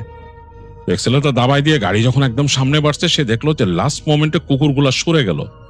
খুবই ভয়ঙ্কর ভাবে সে বুঝতে পারেনি কি একটা জিনিস, মনে হলো কালচে টাইপের কিছু একটা উড়ে এসে তার উইন্ডশিল্ডের মধ্যে ধাপ করে বাড়ি পড়ে ছাদের মধ্যে বাড়ি পড়লো, তার গাড়ির ছাদের মধ্যে পাশ করে এরকম বাড়ি খেলো, বাড়ি খেয়ে ওই পাশে চলে গেল। মাহফুজ প্রচন্ড ভয় পেয়েছে, তার স্টিয়ারিং নড়ে গেছে, চাক্কা ক্যাচ ক্যাচ করে করে ফেলছে রাস্তার মধ্যে, কাইন্ড অফ স্কিডের মতো। এত ভয় পেয়েছে, জিনিসটা কি, এটা কি লাগলো, উইন্ডশিল্ডের মধ্যে থাপ করে লেগে উপরে লেগে, এটা কুকুর না, মনে হলো আকাশ থেকে উড়ে আসছে, এরকম এসে এরকম তার ছাদের মধ্যে লেগে গেছে। তো মাহফুজ যখন সামনে বাড়তেছে, হঠাৎ করে সে দেখে তার পিছনের যে রেয়ার যে উইন্ডশিল্ডটা, ওইটার মধ্যে সে দেখতেছে একটা কালো কিছু, এইটার গায়ে মনে হয় যে যদি কোনো কালো চাদর কারো গায়ে থাকে, এরকম কিছু একটা মেলে ধরা তার দুই পাশে, এরকম তার পিছনে উইন্ডশিল্ড আঁকড়ায় ধরে আছে, এবং একটা মুখ, এই মুখটাকে সে বুঝতে পারতেছে একটা মুখের অবয়ব, এবং অন্ধকারে খুব ভালো মতো এটা পুরা মুখের এটা বোঝা যাচ্ছে না, বাট একটা অবয়ব তার উইন্ডশিল্ডের সাথে ল্যাপটায় আছে, একদম ল্যাপটায় আছে, এবং মনে হচ্ছে তার দিকে তাকানো। তো মাহফুজ এত ভয় পাইছে, সে আরো স্পিড বাড়াই দিচ্ছে, এবং সে জোরে জোরে দোয়া পড়া শুরু করলো, ভয়ে। এবং এই সময় তার রেডিও, যে গাড়ির যে রেডিওটা ছিল, রেডিওর চ্যানেল মনে টাক টাক করে চেঞ্জ হচ্ছে, একটা আসতেছে, চেঞ্জ হয়ে এক একটা স্টেশনে যাচ্ছে। এত ভয় পাইছে মাহফুজ বলার মতো না। তো তখন সে মনে মনে চেষ্টা করলো যে সে কোন সূরা পড়বে।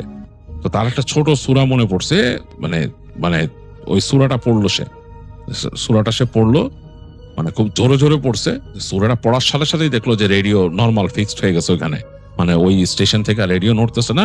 আর পিছনে তাকায় দেখলো উইন্ডশিল্ডের পিছনে কিছু নাই, সে গাড়ি মনে হলো অনেকটা ফ্রি হয়ে গেছে, কাইন্ড অফ লাইক দ্যাট। গাড়িটা এতক্ষণ খুব জাম হয়ে চলতেছিল। তো যাই হোক, সে তখন চিন্তা করলো আমি কোথায় বেরোয় আসলাম। সে কিন্তু রাস্তা ঠাউর করতে পারতেছে না। এখন সে অন্য চলে আসে রাস্তায়, তো সাথে সাথে সে চিন্তা করলো যে মোবাইলের কি নেটওয়ার্ক আসছে নাকি। তো সে পকেট থেকে এরকম মানে গাড়ি চালাতে চালাতেই টেনে মোবাইল বের করে দেখে হ্যাঁ নেটওয়ার্ক আসছে। সাথে সাথে সে ম্যাপে দিল, দেখলো যে সে যে তার যে রাস্তাটা যেদিকে যাওয়ার ছিল সে উল্টা দিকে যাচ্ছে এখন।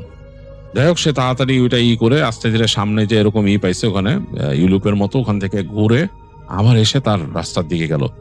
যাওয়ার সময় ওই রাস্তাটা আবার মাহফুজ দেখছে, যেখান থেকে সে বেরোইছে, যে রাস্তাটা দিয়ে বেরিয়েছে ওই রাস্তাটা বাঁ দিকে রেখে, যে রাস্তাটা দেখেই মনে হচ্ছে ভয়ঙ্কর একটা সুড়ঙ্গর মতো। তো যাই হোক, মাহফুজ ওই রাস্তা ধরে যেতে থাকলো। সামনে যেতে যেতে দেখলো যে হ্যাঁ 2-1টা গাড়ি এখন এদিক দিয়ে পাস করে যাচ্ছে, 2-1টা গাড়ি দিয়ে পাস এই রাস্তার মধ্যে পাস করে যাচ্ছে। তো দেখে তার মনের মধ্যে একটু হলো, মানে একটু সাহস আসলো। আর এই রাস্তায় সে এলোমেলো কিছু দেখে না, আর কিছু হয় নাই। মাহফুজ ভয়ে রেডিও অফ করে দিছে, রেডিও অফ করে দিয়ে সে দোয়া পড়তেছে, অনবরত দোয়া পড়তে পড়তে এক সময় সে আসলো, সে চিন্তা করলো যে হ্যাঁ আমি যে সিটি সাইডে ঢুকছি। ঢুকে সে ঘুরতে ঘুরতে চলে আসলো তার যেই হাসপাতালের কথা তার বাবা বলছিল ওখানে চলে আসে। এসে তার বাবার মানে গাড়ি পার্ক করে সে নেমে তাড়াতাড়ি যায়, যে দেখে যে তার বাবা ওইখানে আসে ওয়েটিং রুমে। ওখানে বাপরে যে বলে যে তার বাবা বলতেছে তাকে যে তোমার এতক্ষণ লেট হইলো কেন, তোমার তার আগে আসার কথা। তো সে বলে যে আমি যে এক্সপিরিয়েন্স করছি। বাপ বলে কি হয়েছে? বলে আমার অনেক বাজে এক্সপিরিয়েন্স হয়েছে আব্বা। তখন বলে কি হয়েছে? বলে যে এই রাস্তায় এরকম এরকম এরকম ঘটনা ঘটছে আমার সাথে। তো বল তার বাবা তার হাত ধরেই দেখে যে হাতটা গরম হয়ে আছে মাহফুজের। বলে তুমি কি বৃষ্টিতে ভিজছো অনেকক্ষণ? বলে ভিজছি, একটু তো ভিজছি। তার বাবা তাড়াতাড়ি তার গায়ে হাত বুলায় দেয়, মাথায় হাত বুলায় দেয়, ধোয়া পড়ে পড়ে ফু দেয়। বলে যে খারাপ জিনিস তোমারে দেখছিল রাস্তার মধ্যে, তারা আগে কথা বলে নি। তো তার বাবা তাকে নিয়ে যায় যে ডাক্তারের সাথে কথা বলে, তাদের ওই যে ওখানকার যে নার্স আছে তার সাথে কথা বলে। তো তারা বলে যে তোমাদের এখন এরকম থাকার দরকার নাই, রাতের বেলা ঠিক আছে, অসুবিধা নাই। আর মাহফুজ যায় তার মাকে দেখতে। তো তার মাকে দেখে যে তার মা অসুস্থ। তার মা বলে তাকে যে বাবা কি অবস্থা, আমি ঠিক আছি, অসুবিধা নাই, এরকম টুকিটাকি কথা বলে মায়ের সাথে কথা বলে সে বেরোচ্ছে আর কি। মাহফুজ রুম থেকে বেরোচ্ছে, বের হয়ে যে হাসপাতালে করিডোর দিয়ে আসতেছে, তার কাছে হঠাৎ মনে হলো এই করিডোরের বাতিটা ফ্লিক করলো, মানে করিডোরে যে বাতিটা ছিল ওইটা ফ্লিক করে উঠলো। তো মাহফুজ ভয় পেয়ে গেছে, এরকম মানে তার মনের মধ্যে একটা ভয় ওখান থেকেই ঢুকছে, রাস্তার থেকে। এখন ভয়টা আরো বেশি আছে। ফ্লিক করে ওঠাতে সে আরো ভয় পাইছে, এবং সাথে সাথে সে খেয়াল করলো যে ওই পাশে ওই এরকম রাখা, মানে কাপড় অ্যাপ্রন কালেক্ট করার জন্য এখানে একটা ছোট্ট একটা ইসের মতো রাখা আছে। ওখানে যে অ্যাপ্রন গুলো এনে রাখে, এখানে জমায় রাখে আর কি। এগুলো পরে যারা লন্ড্রির লোক আছে নিয়ে যায়। ওই জায়গায় মনে হলো ওইটার পিছন থেকে কিছু একটা এরকম উকি দিল মাহফুজের দিকে। মাহফুজ এত ভয় পাইছে সে উল্টা দৌড় দিয়েছে ওখানে, মানে ওদিকে আর যাই নাই সে ফাঁকা ইসের দিকে। সে উল্টা দৌড় দিয়ে যায় তার মায়ের যে রুমটা, সেই রুমটা খুলে সে ভিতরে ঢুকছে। তো ঢুকে সে দেখতেছে যে মা তখনও জাগ না। তার মা বলছে কি হয়েছে? বলে যে না আম্মা আমি বসি আপনার এখানে। তো তার আম্মা বলে আচ্ছা বসো বাবা, কি হয়েছে? তার মা জিজ্ঞেস করতেছে। সে মাকে আর টেনশন দিতেছে না, মেডিকেল কন্ডিশন আছে মায়ের। তো সে বলে তুমি ঘুমা, আমি বসি কিছুক্ষণ। তো সে তার মার পাশে বসে থাকলো, ওইখানে চেয়ারের মধ্যে বসে থাকলো অনেকক্ষণ। তো কিছুক্ষণ পরে তার বাবা তাকে কল দিতেছে। তো সে ধরে বলল যে আসলে আমি এখানে একটু ভয় পাইছি আব্বা, আপনি আসবেন? তো তার বাবা আসছে, এসে বলল যে কি অবস্থা, নিয়ে গেল তাকে বের করে করিডোরে। সে বললো যে আব্বা করিডোরে এরকম এরকম ঘটছে আমার সাথে। তো তার বাবা বললো আচ্ছা তোমারে আসলে আনাই আজকে উচিত হয় নাই, আনতে যাই বিপদ হয়েছে আজকে, যাই হোক চলো। তার বাবা তাকে নিয়ে গেছে, এবং তাদের ওখানে রাতে থাকতে হবে না, তার মা আছে, তারাই দেখবে হাসপাতালের ওখানে। যাই হোক বাসায় নিয়ে গেছে। বাসায় যে নাকি প্রচন্ড রকমের জ্বর আসছিল মাহফুজের, মানে বলার মতো না, একদম এক্সট্রিমলি জ্বর আসছে। তার বাবা তাকে ওষুধ দিয়ে মানে করতে পারছে না, ভাবতেছিল যে তাকে তার বাবার আবার নিয়ে যেতে হবে নাকি হাসপাতালে। তো তখন তার বাবা তার চাচার সাথে কথা বললো, মাহফুজের চাচার সাথে, যে ছেলে তো এরকম ভয় পাইছে রাস্তায়, এরকম ব্যাপার। মাহফুজের চাচা বলছে যে ওকে এই দোয়া পুরে ফু দেন, আর আমি দেখি একবার চক্কর দিব বাসায়। তো রাত্রে এরকম 10:30-11টার দিকে মাহফুজের চাচা আসছে। উনি আবার একটু ধার্মিক মানুষ। উনি এসে মাহফুজকে দেখে ঝাড়ছে, ঝেড়ে বলছে যে মনে হয় যে ওরে ওই যে রাস্তা দিয়ে আসছে ওই রাস্তা খারাপ, কোন রাস্তা দিয়ে আসছিল জিজ্ঞেস করছে। তো মাহফুজ বলছে যে এই জায়গা দিয়ে ঢুকছিলাম এসে। তখন তোমার মাথা কি খারাপ নেই? তুমি ওইখান দিয়ে কেন আসছো? তোমার ওখান দিয়ে আসার দরকারই ছিল না, তুমি আরেকটা রাস্তা দেখালো যে অল্টারনেটিভ ওই দিক দিয়ে আসতা। মাহফুজকে এটা আমার কাছে মনে হয়েছে, আমি তো জানি না। তো বললো যে আসলে তোমার জানারও কথা না, ওই রাস্তা নিয়ে সবাই বলে যে এরকম নির্জন থাকে, ওই জায়গাটা খারাপ, খুবই খারাপ রাস্তা এটা, ওখান দিয়ে মানুষ দেখো না, তুমি গাড়ি দেখো নাই, চলাফেরা করে না। এই বললো। তো চাচা বললো যে আমি দোয়া দরুদ পড়ে ফু দিছি, তুমি নিজেও দোয়া দরুদ পড়ে রাত্রে ঘুমাও, মানে কিছু হবে না ইনশাল্লাহ। আর পরবর্তীতে মসজিদে গেলে হুজুরে ঝাড়াই নিও, এই বলে তার চাচা তাকে রাতের বেলা ওই ঝেড়ে দিয়ে চলে যায়। মাহফুজ রাতে যখন ঘুমাইছিল, এটা কিন্তু তারই ঘর, সেই আগে এখানেই ঘুমাইতো, এখন তো বাসা নিছে এখানে। তার কাছে নাকি সারা রাত মনে হয়েছে যে তাকে কেউ একজন কিছু বলতে চাচ্ছে তার রুমের জানলার ওই পাশ থেকে, এবং জানলার ওই পাশে শব্দ পাইছে সে, যে জানলার ওই পাশে কিছু একটা নড়াচড়া করতেছে। মাহফুজ খুব ভয় পেয়েছে এবং তার বাবা এসে তাকে খোঁজ নিয়ে গেছে রাতের বেলা 2বার। মাহফুজ ঠিক মতো ঘুমাইতে পারে নাই। শেষ রাতের দিকে যখন তার ঘুম আসছে, তখন তার মনে হলো তাকে বোবায় ধরছে। বোবায় ধরাটা নাকি খুব অস্বাভাবিক ছিল। মাহফুজ তখন মানে প্রায় সেন্সেই ছিল, সে জাস্ট তার ঘুমটা ভাঙছে, সে মনে করছিল সে রেস্টরুমে যাবে। এই সময় তার কাছে মনে হয়েছে যে তার রুমের যে জানালাটা, ওই জানালার ওখান থেকে কিছু একটা লাফ দিয়ে সরাসরি তার বেডের উপর এসে তার বুকের উপর পড়ছে এবং তাকে আটকায় ধরছে, মানে তার গলা চেপে ধরছে এবং সে শব্দ করতে পারতেছে না। মানে ভয়ঙ্কর স্লিপ প্যারালিসিস, মানে স্লিপ প্যারালিসিস যেটা আমরা বলি আর কি, বাট এগুলো তো আসলে মানে প্যারানর্মাল ভাবে অন্যভাবে দেখা হয়। যাই হোক, মাহফুজ মানে ওইভাবে মানে একদম ফ্রিজ হয়ে গেছিল, সে নড়তে পারতেছে, চড়তে পারতেছে না, কিন্তু সে পুরা বুঝতে পারতেছে তার রুমের এনভায়রনমেন্ট সবকিছু, এবং তার কাছে মনে হচ্ছে কোনো একটা ডার্ক অবয়ব তাকে চেপে ধরে রাখছে। যাই হোক, মাহফুজ মনে মনে দোয়া পড়া শুরু করে এবং যেটা হয় আর কি নর্মালি সেটাই হইলো। দোয়া পড়তে পড়তে যখন পুরো দোয়াটা সে কমপ্লিট করছে, তখন মনে হচ্ছে তাকে ছেড়ে দিয়ে সরে গেছে ওইটা। তো মাহফুজ মানে এরপর উঠে সে বাথরুমে যেতে ভয় পাইতেছিল। যাই হোক, ও পরদিন সকালবেলা সে তার বাবাকে বলে যে আব্বা আমাকে মসজিদে নিয়ে হুজুরের কাছে নিয়ে চলো, ওখানে যে হুজুরের সাথে কথা বলবো। তো তার বাবা তাকে নিয়ে যায় ওখানকার যে মসজিদ আছে, ওখানে হুজুরের কাছে নিয়ে যায়। হুজুর তাকে দোয়া করে দেয় এবং তাকে বলে, হুজুর তার দিকে তাকায় থাকে অনেকক্ষণ, তার কপালের দিকে তাকায় থেকে বলে যে তুমি খুব খারাপ একটা এনার্জি ইসে পড়ছিলা, যেখান থেকে তুমি আসা যাওয়া করছো জায়গাটা ভালো না, আমি নিজে ওই জায়গা সম্বন্ধে জানি, ওইখানকার আশেপাশে দেখবা যখন কোনো রেসিডেন্স ওরকম নাই। তো তখন মাহফুজ বলে যে আমি এরকম একটা বাসা দেখছি, ওই বাসাও দেখো এখানে অ্যাবান্ডেন্ট, দেখো মানুষ থাকে না, তুমি যে শব্দ শুনছো তোমার কি মনে হয় এগুলা মানুষ বা কিছু, এগুলা খারাপ জিনিস? তো মাহফুজ বলে যে হ্যাঁ, বলে এর জন্য এরকম, তো তুমি ওখানে ধারে কাছে আর যাবা না। তো হুজুর দোয়া দরুদ পড়ে দেয়, বলে যে জমজমের পানি বাসায় থাকলে ওইটা খাওয়াই দিতে একটু, এই বলে দেয় তাকে।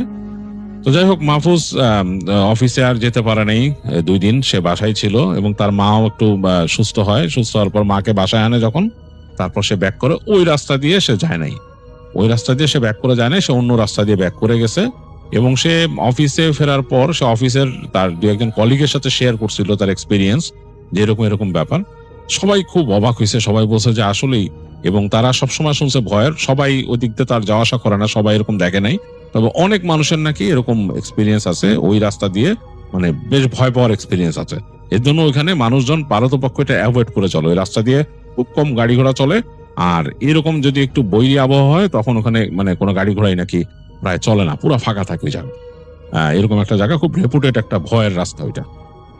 তো এই ছিল মাহফুজ আহমেদের শেয়ার করা ঘটনা, তার নিজের জীবনের এক্সপিরিয়েন্স, বেশ ভয়ের। কিন্তু মানে যারা এই ধরনের এনভায়রনমেন্টে গেছে তারা বলতে পারবে।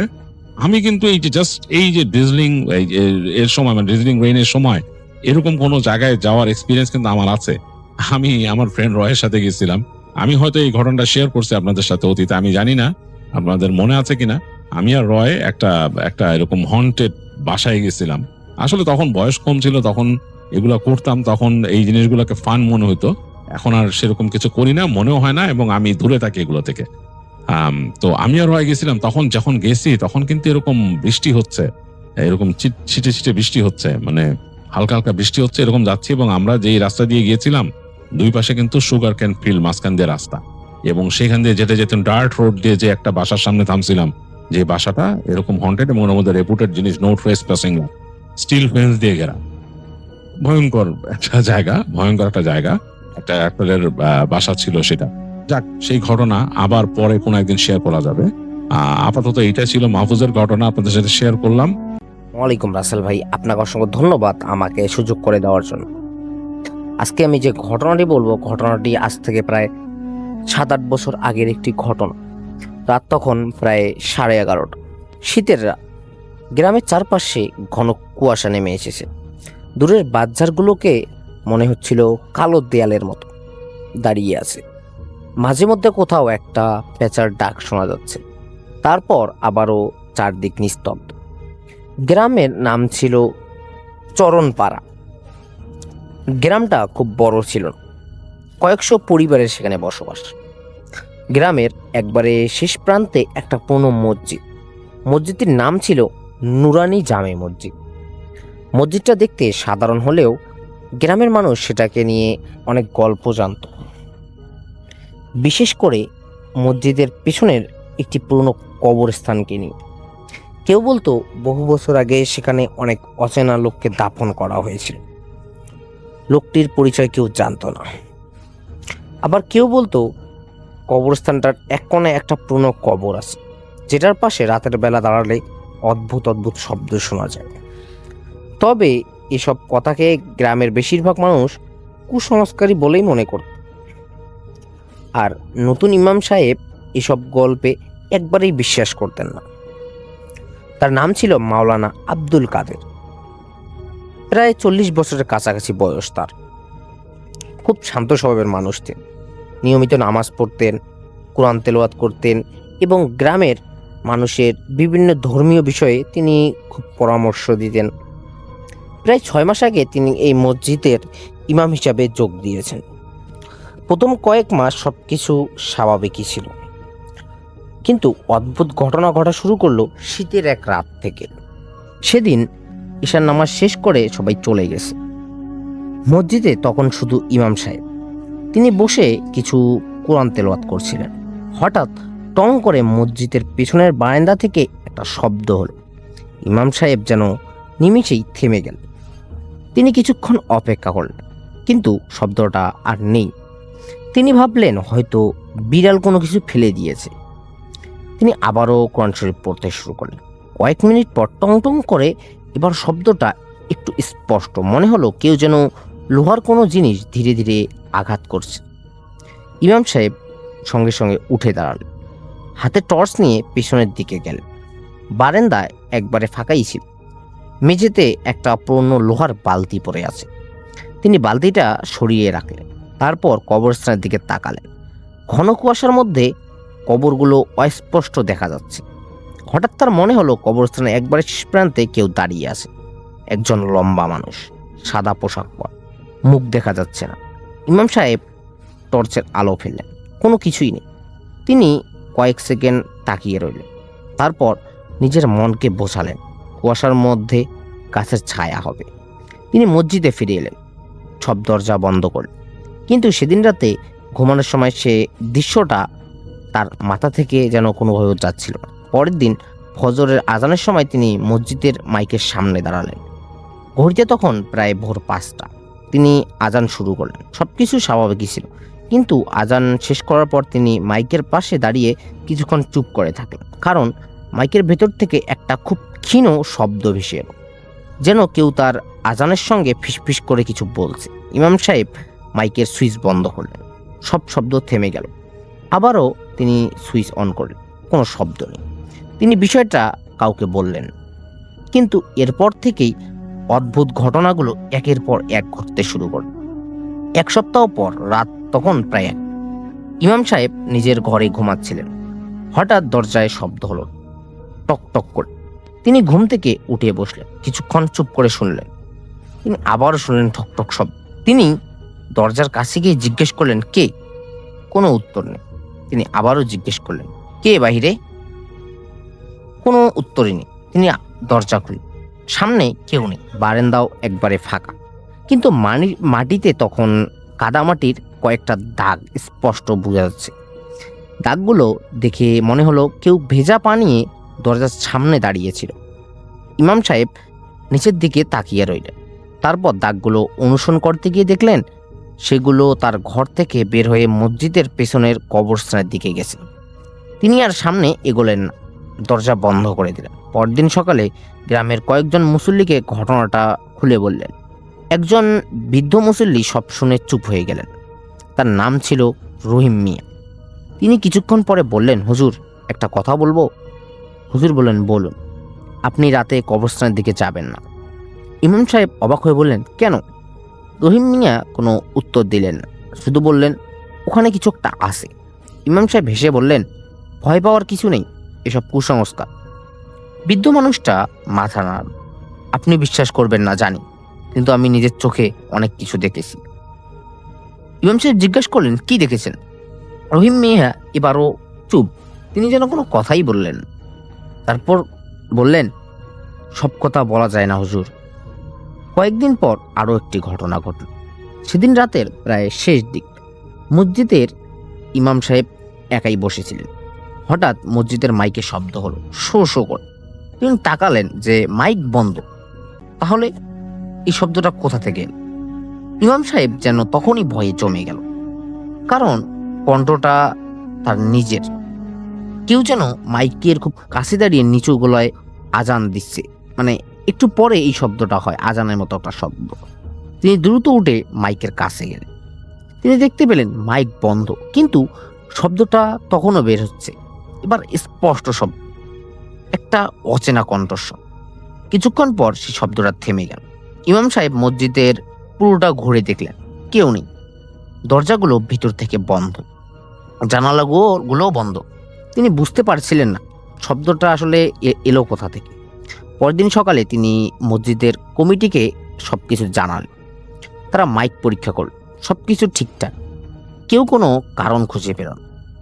কিন্তু রহিম মিয়া আবারও ইমাম সাহেবকে বললেন, হুজুর, এটা প্রথমবার নয়। ইমাম সাহেব তাকালেন, মানে? বৃদ্ধ বললেন, অনেক বছর আগে এই মসজিদে রাতের বেলা এমন এমন শব্দ শোনা যেত, অদ্ভুত অদ্ভুত। তারপর আগের ইমাম সাহেব একদিন হঠাৎ মসজিদ ছেড়ে চলে যান। রহিম মিয়া ধীরে ধীরে বললেন, তিনি বলেছিলেন শেষ রাতে মসজিদের ভিতর তিনি এমন একজনকে দেখেছেন যে মানুষ ছিল না। মুহূর্তের মধ্যেই সবাই যেন চুপ হয়ে গেল। এরপর কয়েকদিন কোনো ঘটনা ঘটল না। ইমাম সাহেব স্বাভাবিক থাকার চেষ্টা করলেন, কিন্তু এক রাতে সবকিছু বদলে গেল। সেদিন ছিল শুক্রবার রাত, পরের দিন জুম্মার নাম। রাত প্রায় 12:45 এরকম। ইমাম সাহেব মসজিদের ভিতরেই বসেছিলেন। হঠাৎ মসজিদের বাইরে উঠানে কারো হাঁটার শব্দ শুনলেন। মনে হলো কেউ ধীরে ধীরে হাঁটছে বাহিরে। তিনি ভাবলেন হয়তো কোনো মুসল্লি এসেছে। দরজার কাছে গিয়ে তিনি বললেন, কে? কোনো উত্তর নেই। তিনি দরজা খুললেন। উঠান একদম ফাঁকা, কিন্তু এবার তিনি স্পষ্ট দেখলেন কবরস্থানের দিকে একটা সাদা অবয়ব দাঁড়িয়ে আছে। অবয়বটি একদম স্থির, কোনো রকম নড়াচড়া করছে না। ইমাম সাহেব টর্চ জ্বালালেন। আলো পড়তেই অবয়বটি যেন একটু পিছিয়ে গেল। তিনি চোখ কসলালেন, আবার তাকালেন। এবারও দেখা যাচ্ছে। তিনি সাহস করে কয়েক পা এগোলেন। অবয়বটি ধীরে ধীরে কবরস্থানের ভিতরে চলে গেল। ইমাম সাহেব থেমে গেলেন, তার বুক যেন ধরপড় করতেছিল। তিনি সিদ্ধান্ত নিলেন আজ বিষয়টা শেষ করবেন। তিনি কবরস্থানের দিকে গিয়ে দেখলেন কুয়াশা আরো ঘন। প্রতিটা কবরের পাশে ঘাসে শীতের শিশিরগুলো জমে আছে। কিছু দূর যাওয়ার পর তিনি দেখলেন সাদা পোশাকের অবয়বটি একটা পুরনো কবরস্থানের পাশে দাঁড়িয়ে আছে। ইমাম সাহেব বললেন, আপনি কে? কোনো উত্তর নেই। আবারও বললেন, আপনি যদি কোনো সাহায্য চান বলুন। অবয়বটি ধীরে ধীরে তার দিকে ঘুরল। তার মুখ স্পষ্ট দেখা যাচ্ছিল না। হঠাৎ চারপাশের বাতাস যেন থেমে গেল, চারদিক নিস্তব্ধ। তারপর খুব নিচু সুরে একটি কণ্ঠস্বর শোনা গেল, আজানের শব্দ। ইমাম সাহেব কিছু বুঝতে পারলেন। কি? আবারও শব্দ এলো, আজান বন্ধ করো না। এরপর অবয়বটি কুয়াশার মধ্যে মিলিয়ে গেল। ইমাম সাহেব অনেকক্ষণ সেখানে দাঁড়িয়ে রইলেন, তারপর দ্রুত মসজিদে ফিরে এলেন। সেই রাতের পর থেকে তিনি আর একা থাকতে চান না। কিন্তু সবচেয়ে ভয়ঙ্কর ঘটনা ঘটে কয়েকদিন পরে। সেদিন ভোরের আগে তিনি মসজিদে প্রবেশ করলেন। ঘড়িতে তখন প্রায় 4:40। মসজিদের ভেতর একদম অন্ধকার। তিনি আলো জ্বালাতেই দেখলেন হঠাৎ সামনের কাতারে কেউ একজন বসে আছে, একজন বৃদ্ধ মানুষ, সাদা কাপড় পরা, মাথা নিচু। ইমাম সাহেব ভেবেছিলেন কোনো মুসল্লি হয়তো আগে এসে বসেছেন। তিনি বললেন, ভাই, আপনি এত সকালে এসেছেন? কোনো উত্তর নেই। তিনি আরো কাছে গেলেন। শুনছেন? লোকটি ধীরে ধীরে মাথা তুলল। ইমাম সাহেব যেন থমকে গেলেন, কারণ লোকটির মুখ তিনি চিনতে পারলেন, কিন্তু তার চোখ দুটো অস্বাভাবিক স্থির। ইমাম সাহেব সঙ্গে সঙ্গে পিছিয়ে গেলেন। লোকটি বলল, আজান হবে না? ইমাম সাহেব কোনো উত্তর দিতে পারলেন। লোকটি আবার বলল, আজান হবে না? তারপর হঠাৎ মসজিদের বাতাস যেন ভারী হয়ে গেল। ইমাম সাহেব চোখ বন্ধ করে কিছুক্ষণ দাঁড়িয়ে রইলেন। যখন চোখ খুললেন তিনি দেখতে পেলেন সামনের কাতার খালি, কেউ নেই, শুধু মেঝেতে ভেজা মাটির দাগ। সেগুলো তিনি প্রথম রাতে নিজের ঘরের সামনে দেখেছিলেন। এরপর ফজরের আজান হলো, মুসল্লিরা এসে নামাজ পড়লেন। নামাজ শেষে ইমাম সাহেব রহিম মিয়াকে একপাশে ডাকলেন এবং সবকিছু খুলে বললেন। ধন্যবাদ রাসেল ভাই, আজকের ঘটনাটি এ পর্যন্ত।